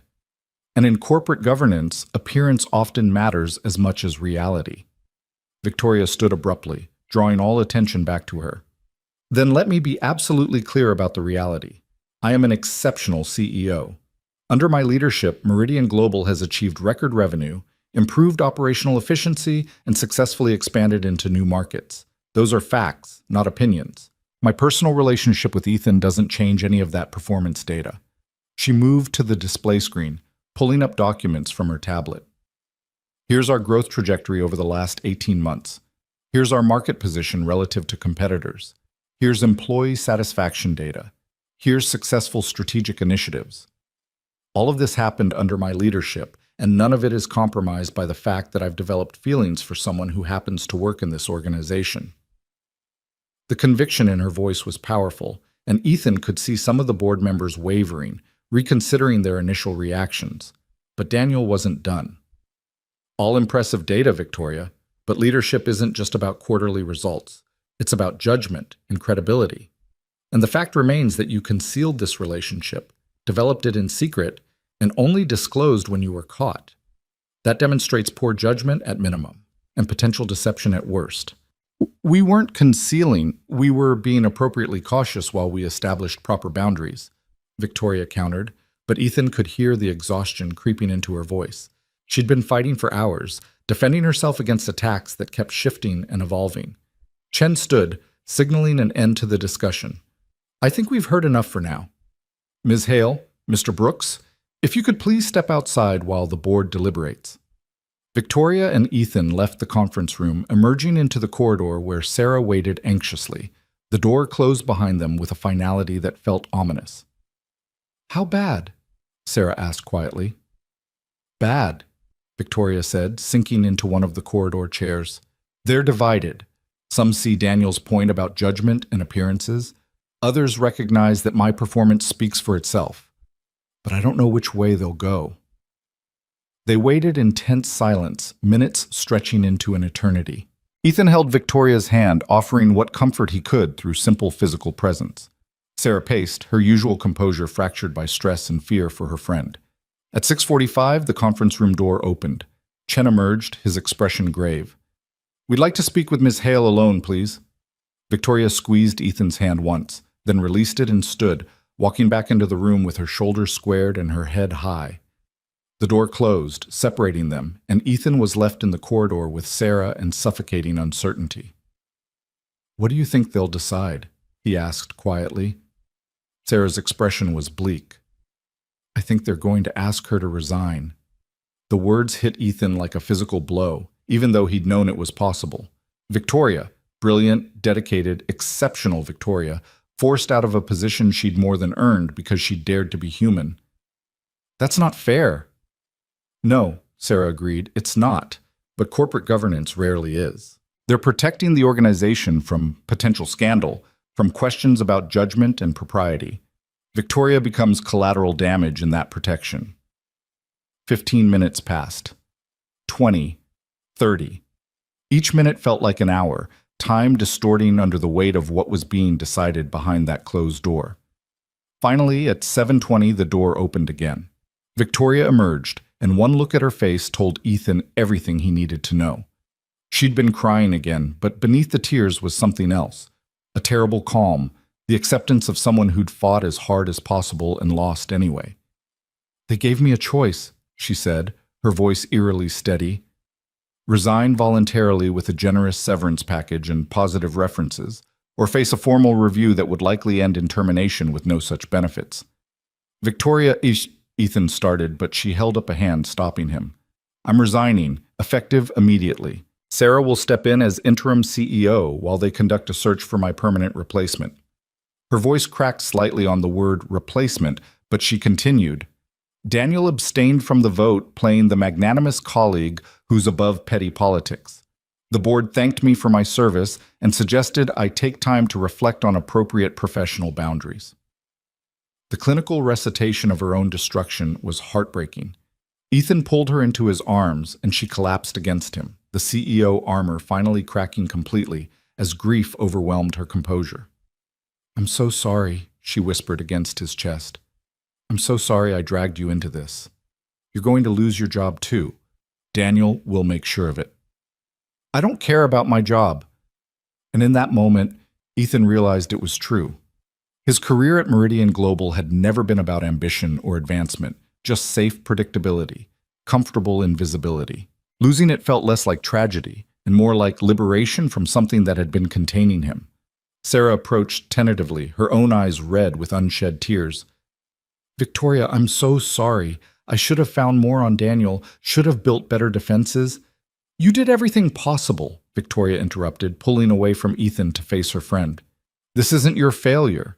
It's not anyone's failure except a corporate structure that can't handle the idea that leaders are human beings with complicated lives." They stood in the corridor for a long moment, three people processing the destruction of everything they'd been fighting for. Then Victoria straightened, wiping her eyes with deliberate gestures. "I need to clear out my office. Sarah, can you help coordinate the transition communications? I want to be gone before Daniel has a chance to gloat." "Of course." Sarah's voice was fierce despite her grief. "And Victoria? For what it's worth, you're the best CEO this company has ever had. They're fools to let you go." Victoria managed a watery smile. "Thank you. That means more than you know." She turned to Ethan, and the love in her eyes was almost unbearable in its intensity. "Walk with me? I don't want to do this alone." "Always," Ethan said, taking her hand again. "Whatever comes next, we face it together." And as they walked toward Victoria's office to pack up the career she'd sacrificed for the chance at something real, Ethan realized that despite everything they'd lost, they'd also gained something that couldn't be measured in job titles or quarterly reports. They'd found each other. They'd chosen connection over safety, vulnerability over armor, love over fear. The cost had been catastrophic, but maybe, just maybe, it had also been worth it. Victoria's office felt like a mausoleum as they entered. The space that had represented power and achievement now reduced to just another room that needed to be emptied. The city lights beyond the windows glittered with the same indifference they always had, uncaring about the human dramas playing out in the buildings they illuminated. Ethan watched Victoria move through the space with mechanical efficiency, pulling personal items from drawers and shelves, each object a small monument to a career that had just ended. 18 months, she said quietly, holding a framed photo of the executive team at a company retreat. 18 months as CEO. I thought I'd have years. Thought I'd build something lasting. She set the frame face down in a cardboard box that Sarah had procured from somewhere. Instead, I get a severance package and a polite suggestion to disappear. Ethan wanted to say something comforting, something that would ease the pain etched across her features. But platitudes felt insulting in the face of what she'd lost. Instead, he simply stood beside her, a steady presence while she dismantled the physical evidence of her leadership. Sarah appeared in the doorway, tablet in hand, her professional composure barely masking the fury Ethan could see simmering beneath. Transition communications are drafted. I've scheduled an all-hands meeting for Monday morning to announce your departure. The official story is that you're stepping down to pursue other opportunities. The official lie, you mean? Victoria's voice was bitter. Everyone will know the real reason. Corporate euphemisms don't hide forced resignations. No, Sarah admitted. They don't. But they give you some dignity in the exit, for what that's worth. Victoria nodded, returning her attention to the bookshelf where leadership texts and industry publications stood in neat rows. What happens to you now? Will the board make you permanent CEO, or are you just keeping the seat warm for Daniel? They haven't decided, but honestly, I don't want it. Not like this. Not built on your sacrifice. Sarah's voice cracked slightly. You deserved better, Victoria. So much better. Maybe. Or maybe I was naive to think I could have both, the career and the connection, the power and the vulnerability. Victoria pulled books from the shelf with increasing force, anger finally breaking through her controlled facade. Maybe Daniel was right all along. Maybe leaders can't afford to be human. That's not true. Ethan spoke up, unable to stay silent any longer. Daniel's not right. He's just good at exploiting a system that punishes authenticity and rewards performance, but that doesn't make the system correct. Victoria turned to face him, eyes bright with unshed tears. The system won, Ethan. I fought it. We both did. And it destroyed us anyway.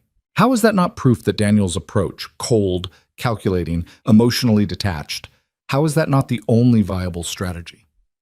Because you're still you. Despite losing the title, despite the forced resignation, you're still the person who saw me when I was invisible, who chose connection over safety, who fought for something real even when everyone said it was impossible.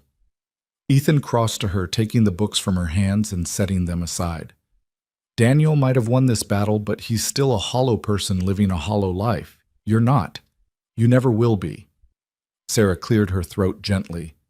I'm going to give you two some privacy. But Victoria, before I go, Daniel's not going to get away with this. I'm staying at Meridian Global specifically to make sure of that. The information we found about Whitmore Industries is still valid. When the time is right, the board will learn exactly who they've empowered. Don't. Victoria's voice was sharp, commanding even without the CEO title. Don't sacrifice yourself for revenge. It's not worth it. This isn't revenge. It's accountability. There's a difference. Sarah's expression was fierce, determined. You taught me that leaders have responsibilities beyond their own advancement. One of those responsibilities is making sure toxic people don't destroy good organizations. I'm honoring that lesson. She left before Victoria could argue further, her footsteps echoing down the corridor. Victoria sank into her desk chair, soon to be someone else's desk chair, and covered her face with her hands. What do we do now? She asked, her voice muffled and small. I don't know how to be anything other than a CEO. That's been my entire identity for so long. Ethan knelt beside her chair, gently pulling her hands away from her face. Then we figure out who Victoria is when she's not performing a role. Who she is when there's no board to please, no expectations to meet, no corporate structure defining her worth. What if there's nothing there? What if I've been performing for so long that I don't know who I actually am? Then we discover it together. One day at a time, one choice at a time, one moment of authentic living at a time. He brought her hands to his lips, kissing her knuckles gently. You're not alone in this, Victoria. You keep forgetting that part. She looked at him with something between desperation and hope. What about you? Your job, your career? Daniel's going to make sure you're pushed out too. Probably, but honestly, I'm not sure I want to stay anyway. This place... He gestured vaguely at the office, the building beyond. It was never really about passion or purpose for me. It was just safe, predictable. A place to hide while I convinced myself that isolation was preferable to risk. And now? Now I want more. I want work that means something beyond quarterly forecasts. I want to use my skills for something that actually matters. The realization was forming as he spoke, clarity emerging from the wreckage of their careers. Maybe losing this job isn't the catastrophe we think it is. Maybe it's an opportunity to build something better. Victoria studied his face, searching for doubt or regret, and apparently finding none. You really mean that? You're not just trying to make me feel better. I really mean it. I spent 5 years being professionally invisible because it was easier than being seen. You changed that. You made me brave enough to want more from life than just safety. Ethan stood, pulling her up with him. So yes, losing Meridian Global hurts, but losing you would have been unbearable. This we can survive. A knock on the door interrupted them. Jennifer Lai stood in the doorway, her expression a mixture of sadness and barely controlled anger. I just heard. Victoria, I'm so sorry. Thank you, Jennifer. Victoria's voice was professionally neutral. CEO armor reasserting itself instinctively, even though the title was gone. Don't thank me. This is wrong, and everyone knows it.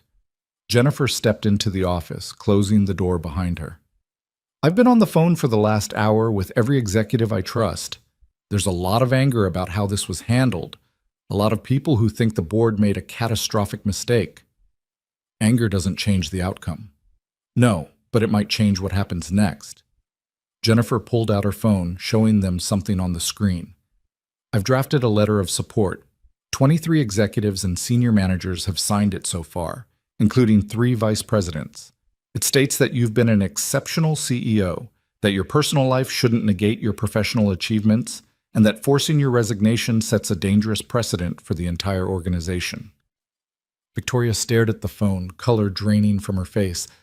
Jennifer, you can't. Daniel will retaliate. Everyone who signed that will be marked as disloyal. Let him try. We've all documented our positions, our performance records, our value to the company. He can't fire 23 people without destroying organizational functionality. Jennifer's voice was hard, determined. And more importantly, this letter is being copied to every board member. They need to understand that their decision has consequences beyond just losing you.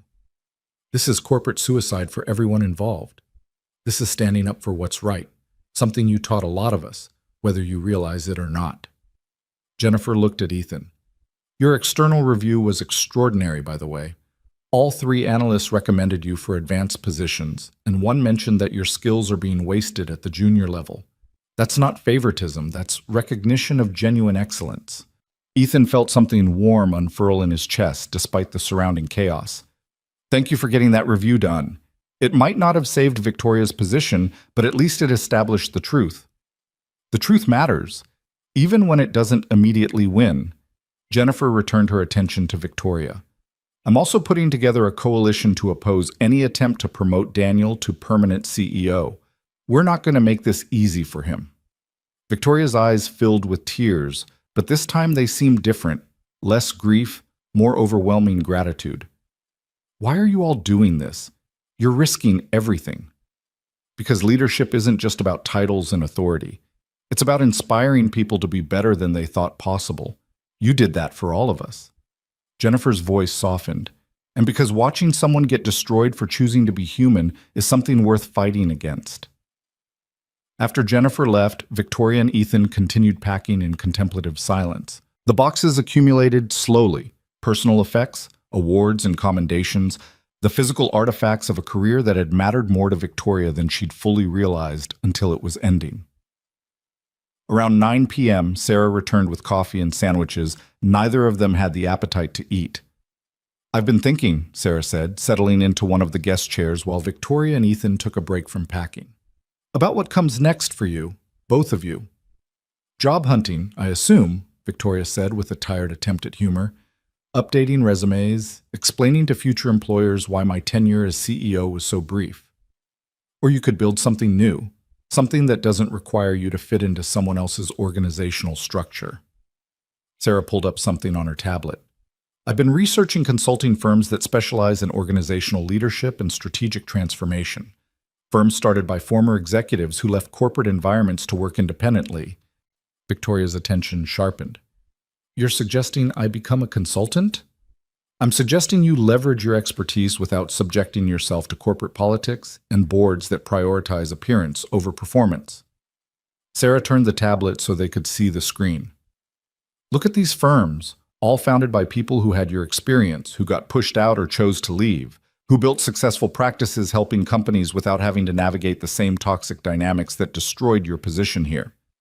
Ethan leaned forward, his analyst brain engaging with the data Sarah was presenting. This could work. Victoria has the credentials, the track record, the expertise that companies would pay premium rates to access. And working independently means no board oversight, no political constraints. It also means no stability, no guaranteed income, no infrastructure. Victoria's voice carried the caution of someone trained to see risks and pitfalls. Building a consulting practice from scratch is incredibly difficult. So is becoming CEO at 41, Sarah countered. You're exceptional at what you do, Victoria. Companies will pay for that expertise, whether it comes with a corporate title or not. And you wouldn't be alone, Ethan added, an idea forming as he spoke. I could help. My analytical skills, your strategic vision, we could build something together. A firm that combines leadership consulting with advanced financial analytics. Victoria looked at him, surprise and something like hope flickering in her expression. You'd do that? Leave traditional employment completely? Take the risk of building something from nothing? I'd do more than that. I'd invest everything I have into making it work. Ethan took her hand, conviction strengthening with each word. We've already lost the safe option. We might as well build something that's actually ours, something that can't be taken away by board politics or corporate maneuvering. Sarah was nodding enthusiastically. This could be powerful, and I have contacts throughout the industry, people who respect Victoria's work, who would be willing to take meetings, consider engagement proposals. You wouldn't be starting from zero. For the first time since the board meeting, Victoria's expression shifted from grief to possibility. We'd need to be smart about it.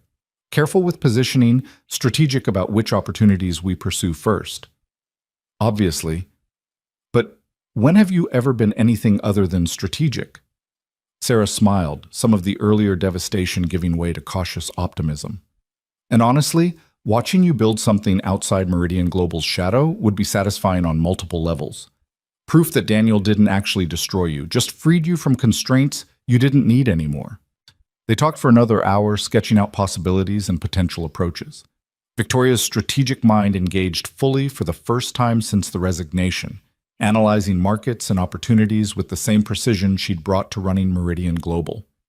Ethan contributed analytical frameworks and financial modeling concepts, the conversation flowing with an ease that felt both natural and energizing. By the time they finished packing Victoria's office near midnight, the boxes represented not just an ending, but also the raw materials for a new beginning. Awards and commendations that proved expertise, books and resources that would inform consulting methodologies, artifacts of success that could be leveraged into future achievements. Ethan helped carry boxes down to Victoria's car, the building mostly empty at this late hour. Security guards nodded sympathetically as they passed, word having clearly spread about the CEO's departure. Victoria held her head high, refusing to slink away in shame despite the circumstances of her exit. When the last box was loaded, they stood in the parking garage, surrounded by concrete and fluorescent lights and the distant hum of the city that never fully slept. Victoria looked back at the building that had been her professional home, her face unreadable. I thought I'd feel more devastated, she said quietly, like I should be collapsed in grief or rage or something dramatic. Instead, I just feel lighter, like I've been carrying weight I didn't realize was there until it was removed. Maybe that's what freedom feels like, Ethan suggested, when you're not performing anymore, not constantly managing perceptions and politics. Maybe, Victoria turned to face him fully. I'm terrified, you know. Of the uncertainty, the lack of structure, the possibility that we'll fail at building something independent. But I'm also, God help me, I'm excited. For the first time in years, I'm actually excited about what comes next instead of just grimly determined to survive it. Ethan pulled her close, feeling her arms wrap around him with gratitude and trust and love that had somehow survived corporate warfare. We're going to be okay. Better than okay. We're going to build something remarkable. Promise?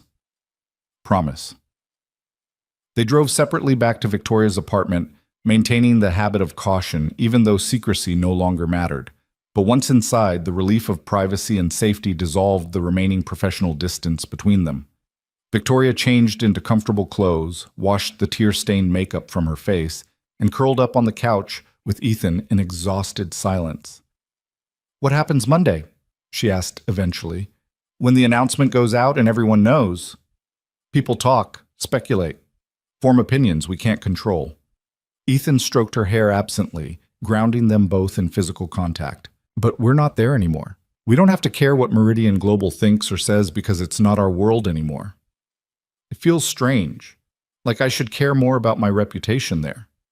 Your reputation is excellent work over 15 years. One forced resignation doesn't erase that, no matter how Daniel tries to spin it. Ethan shifted to look at her directly.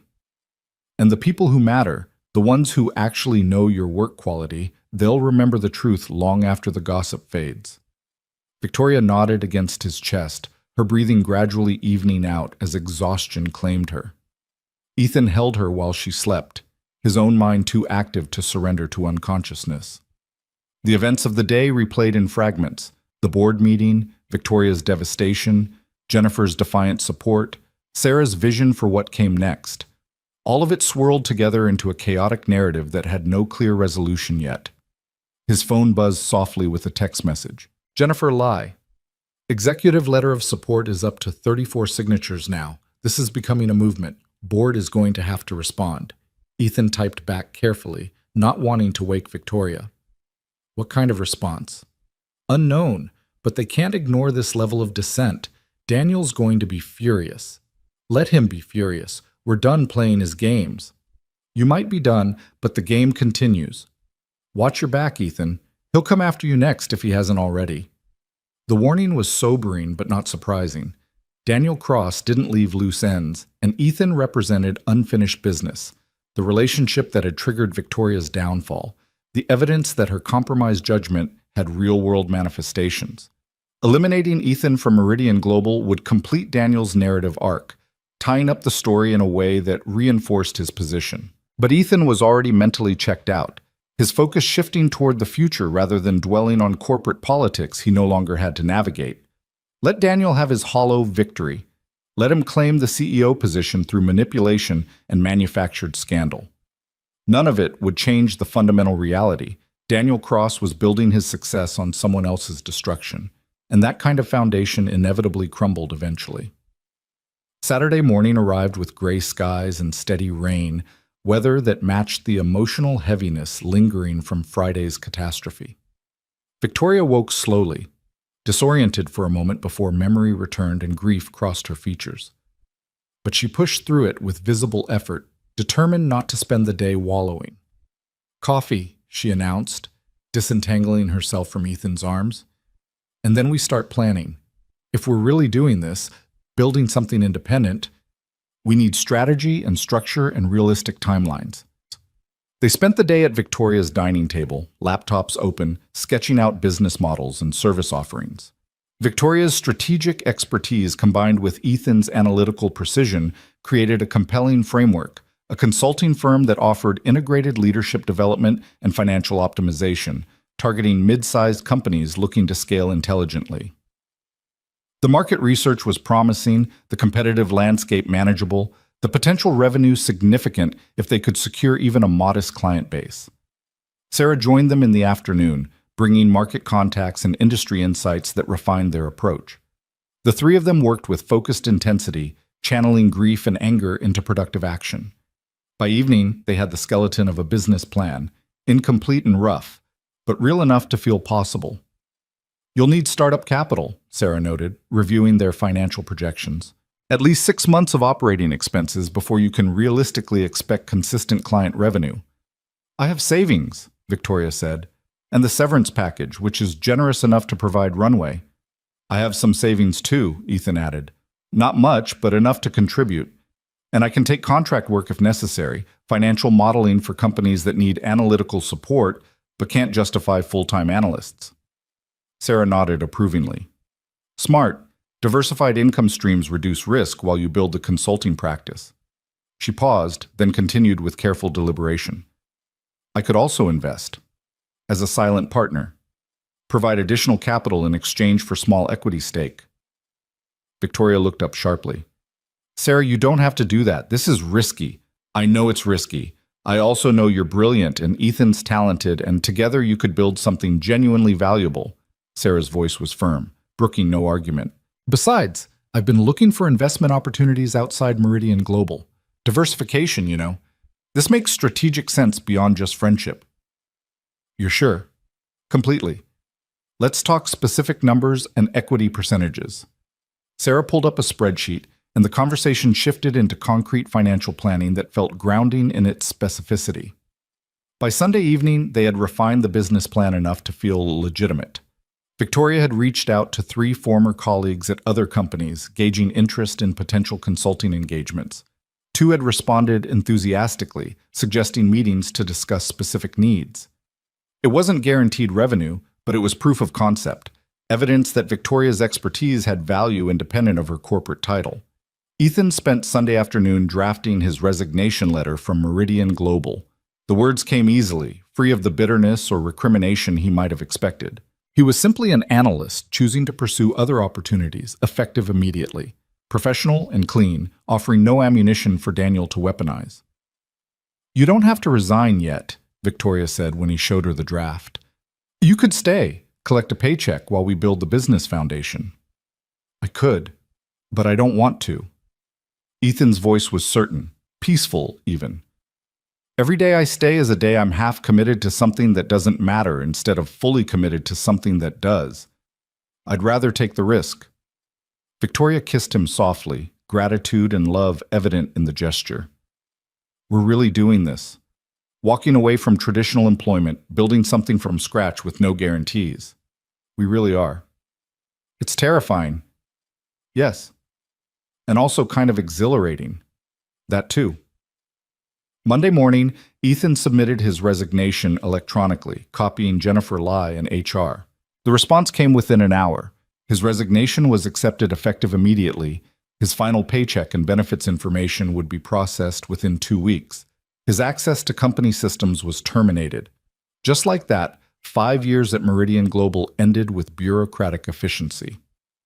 Jennifer called his cell phone within minutes of the resignation processing. You actually did it. I was hoping you might reconsider. Nothing to reconsider. This is the right choice. Ethan could hear the chaos of the analyst floor in the background, Monday morning scramble amplified by the all-hands meeting about Victoria's departure. How's it going there? Chaotic. Sarah made the announcement about Victoria at 9. Half the company is in shock. The other half already has theories about what really happened. Daniel's giving interviews to anyone who will listen, positioning himself as the steady hand that will guide us through this transition. Let him. His time will come. Maybe sooner than you think. The executive letter of support got leaked to the press over the weekend. Business Journal is running a story this afternoon about internal dissent at Meridian Global, questions about whether the board forced out an effective CEO due to personal bias. Jennifer's voice carried grim satisfaction.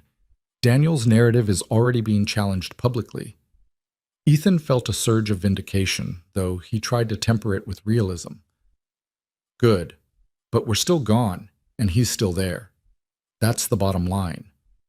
For now, but corporations are ecosystems, and Daniel just destabilized his. That instability will have consequences. Jennifer paused, and when she continued, her voice was softer. Take care of yourself, Ethan, and take care of Victoria. She deserves happiness more than anyone I know. I will. Thank you, Jennifer, for everything. Thank me by building something remarkable. Prove that integrity and authenticity can win, even when it looks like they've lost. The call ended, leaving Ethan alone in Victoria's apartment with the surreal reality of unemployment and unlimited possibility. He opened his laptop and began working on the consulting firm's website, channeling nervous energy into productive action. Victoria spent Monday in meetings with potential clients, her calendar filling rapidly as word spread about her availability. The corporate world moved fast. A departed CEO was quickly repositioned as an available expert. Her forced resignation reframed as an opportunity for companies smart enough to engage her services. By Monday evening, she had 2 signed letters of intent for consulting engagements, both 3-month projects, both paying rates that validated their business model's financial assumptions. The relief on her face when she told Ethan was profound, tears of gratitude rather than grief this time. "We're going to make this work," she said, showing him the signed documents. "This is real. We're actually building something."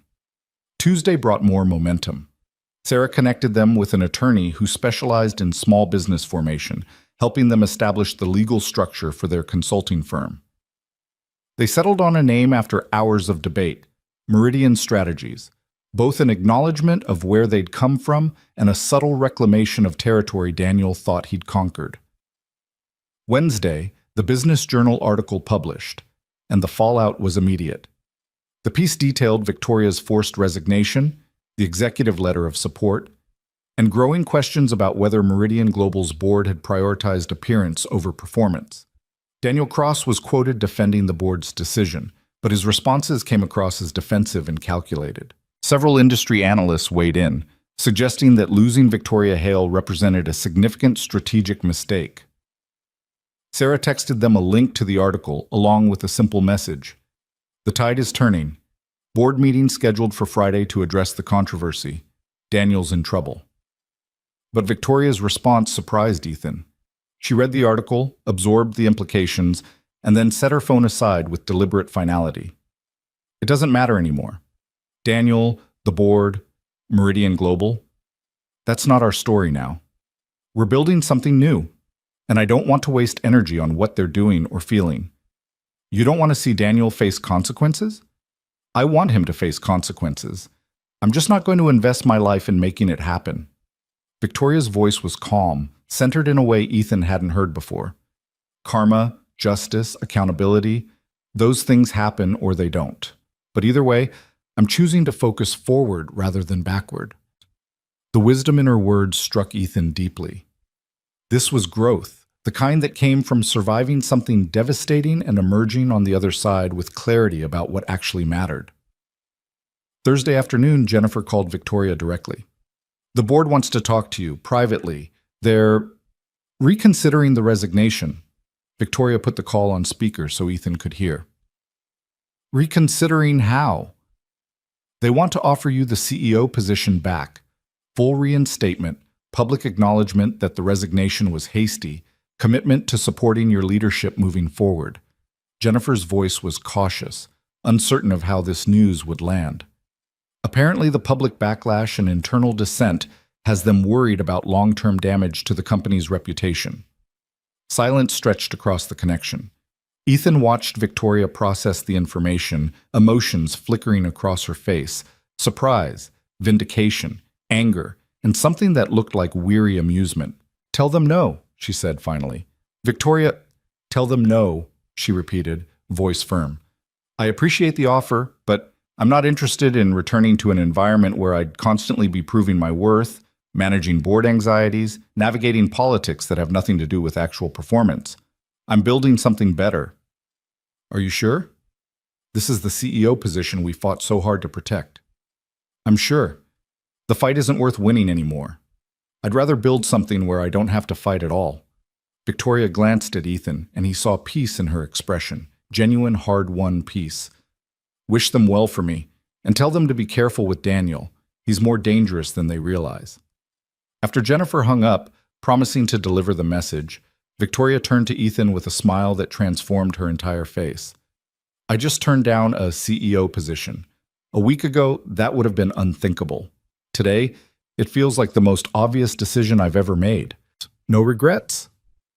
"None. Well, maybe one. I regret not doing this sooner. not having the courage to walk away from toxicity before it forced me out. She moved into his arms, resting her head against his chest. But I'm grateful for the push. Sometimes we need to lose everything we thought mattered to discover what actually does. Friday brought news that Daniel Cross had been placed on administrative leave pending an internal investigation into his conduct and past performance.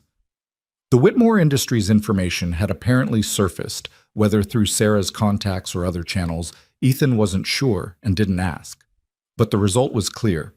Daniel's narrative had collapsed, his credibility shattered by revelations about manipulated financial data and questionable ethical practices. Victoria read the news with quiet satisfaction, but no triumph. He destroyed himself. I didn't have to do anything except step out of the way and let his own toxicity catch up with him. By the end of their second week outside Meridian Global, Victoria and Ethan had secured 4 consulting clients, established Meridian Strategies as a legal entity, and developed a rhythm of working together that felt both productive and joyful. They converted Victoria's dining room into a shared office space, their laptops side by side, collaboration flowing naturally between strategic vision and analytical implementation. The work was demanding, the hours long, the pressure of building a business from scratch relentless. But it was also theirs in a way corporate employment had never been. Every decision made freely, every success earned without political maneuvering, every challenge faced as partners rather than employees navigating hierarchical constraints. 3 weeks after Victoria's resignation, they took their first real break, a weekend trip to a cabin in the mountains, away from city noise and corporate memories. They hiked through forests turning gold with autumn, cooked simple meals together, and talked about futures that had nothing to do with quarterly reports or board meetings. On Saturday evening, sitting on the cabin's porch while sunset painted the sky in impossible colors, Victoria turned to Ethan with an expression of wonder. "I'm happy. Actually genuinely happy in a way I'm not sure I've ever been. Is that strange? To find happiness in the wreckage of everything I thought defined me? Not strange. Maybe just honest. Maybe you're finally living instead of performing." Ethan took her hand, their fingers interlacing with familiar ease. "And for what it's worth, I'm happy too. Happier than I knew was possible when I was hiding in spreadsheets and avoiding connection. We make quite a pair, the invisible analyst and the deposed CEO, building something from nothing." "Building something from truth," Ethan corrected. "From choosing each other over safety, vulnerability over armor, authenticity over performance. That's not nothing. That's everything." Victoria leaned over to kiss him, and the gesture carried weight beyond simple affection, gratitude and promise, acknowledgement of everything they'd survived and everything they were building together. When they finally pulled apart, both smiling despite the gathering darkness, Ethan felt certainty settle into his bones. This was the life they were supposed to be living. Not safe or predictable or constrained by other people's expectations, but real and challenging and entirely theirs. "I love you," Victoria said softly. "Thank you for seeing me, for not running when everything fell apart, for choosing this chaos with me." "I love you too, and honestly the chaos is better than the alternative. At least it's interesting," Ethan grinned. "Besides, somebody had to make you realize that being CEO wasn't the most important thing you'd ever accomplish." "Oh? And what is?" "Building a life that's actually worth living, creating something that matters beyond quarterly reports. Proving that connection and integrity aren't weaknesses, they're the only things strong enough to build on." Victoria laughed, the sound bright and free in the mountain air. "When did you become so wise?" "About 3 weeks ago. Right around the time I stopped hiding and started living." They sat together as darkness claimed the sky, stars emerging one by one in the vast expanse above them. The city, with its corporate towers and political warfare, its titles and hierarchies and endless performance, felt impossibly distant. Out here, they were just 2 people who'd found each other in the middle of chaos and chosen to build something better from the wreckage. The path forward wouldn't be easy. Building a business required relentless work and constant adaptation. Financial uncertainty would be their companion for the foreseeable future. And the corporate world they'd left behind would continue spinning its narratives, some true and some deliberately false. But none of that mattered as much as the simple truth Ethan had discovered in a glass-walled conference room 3 weeks ago. Being seen was better than being safe.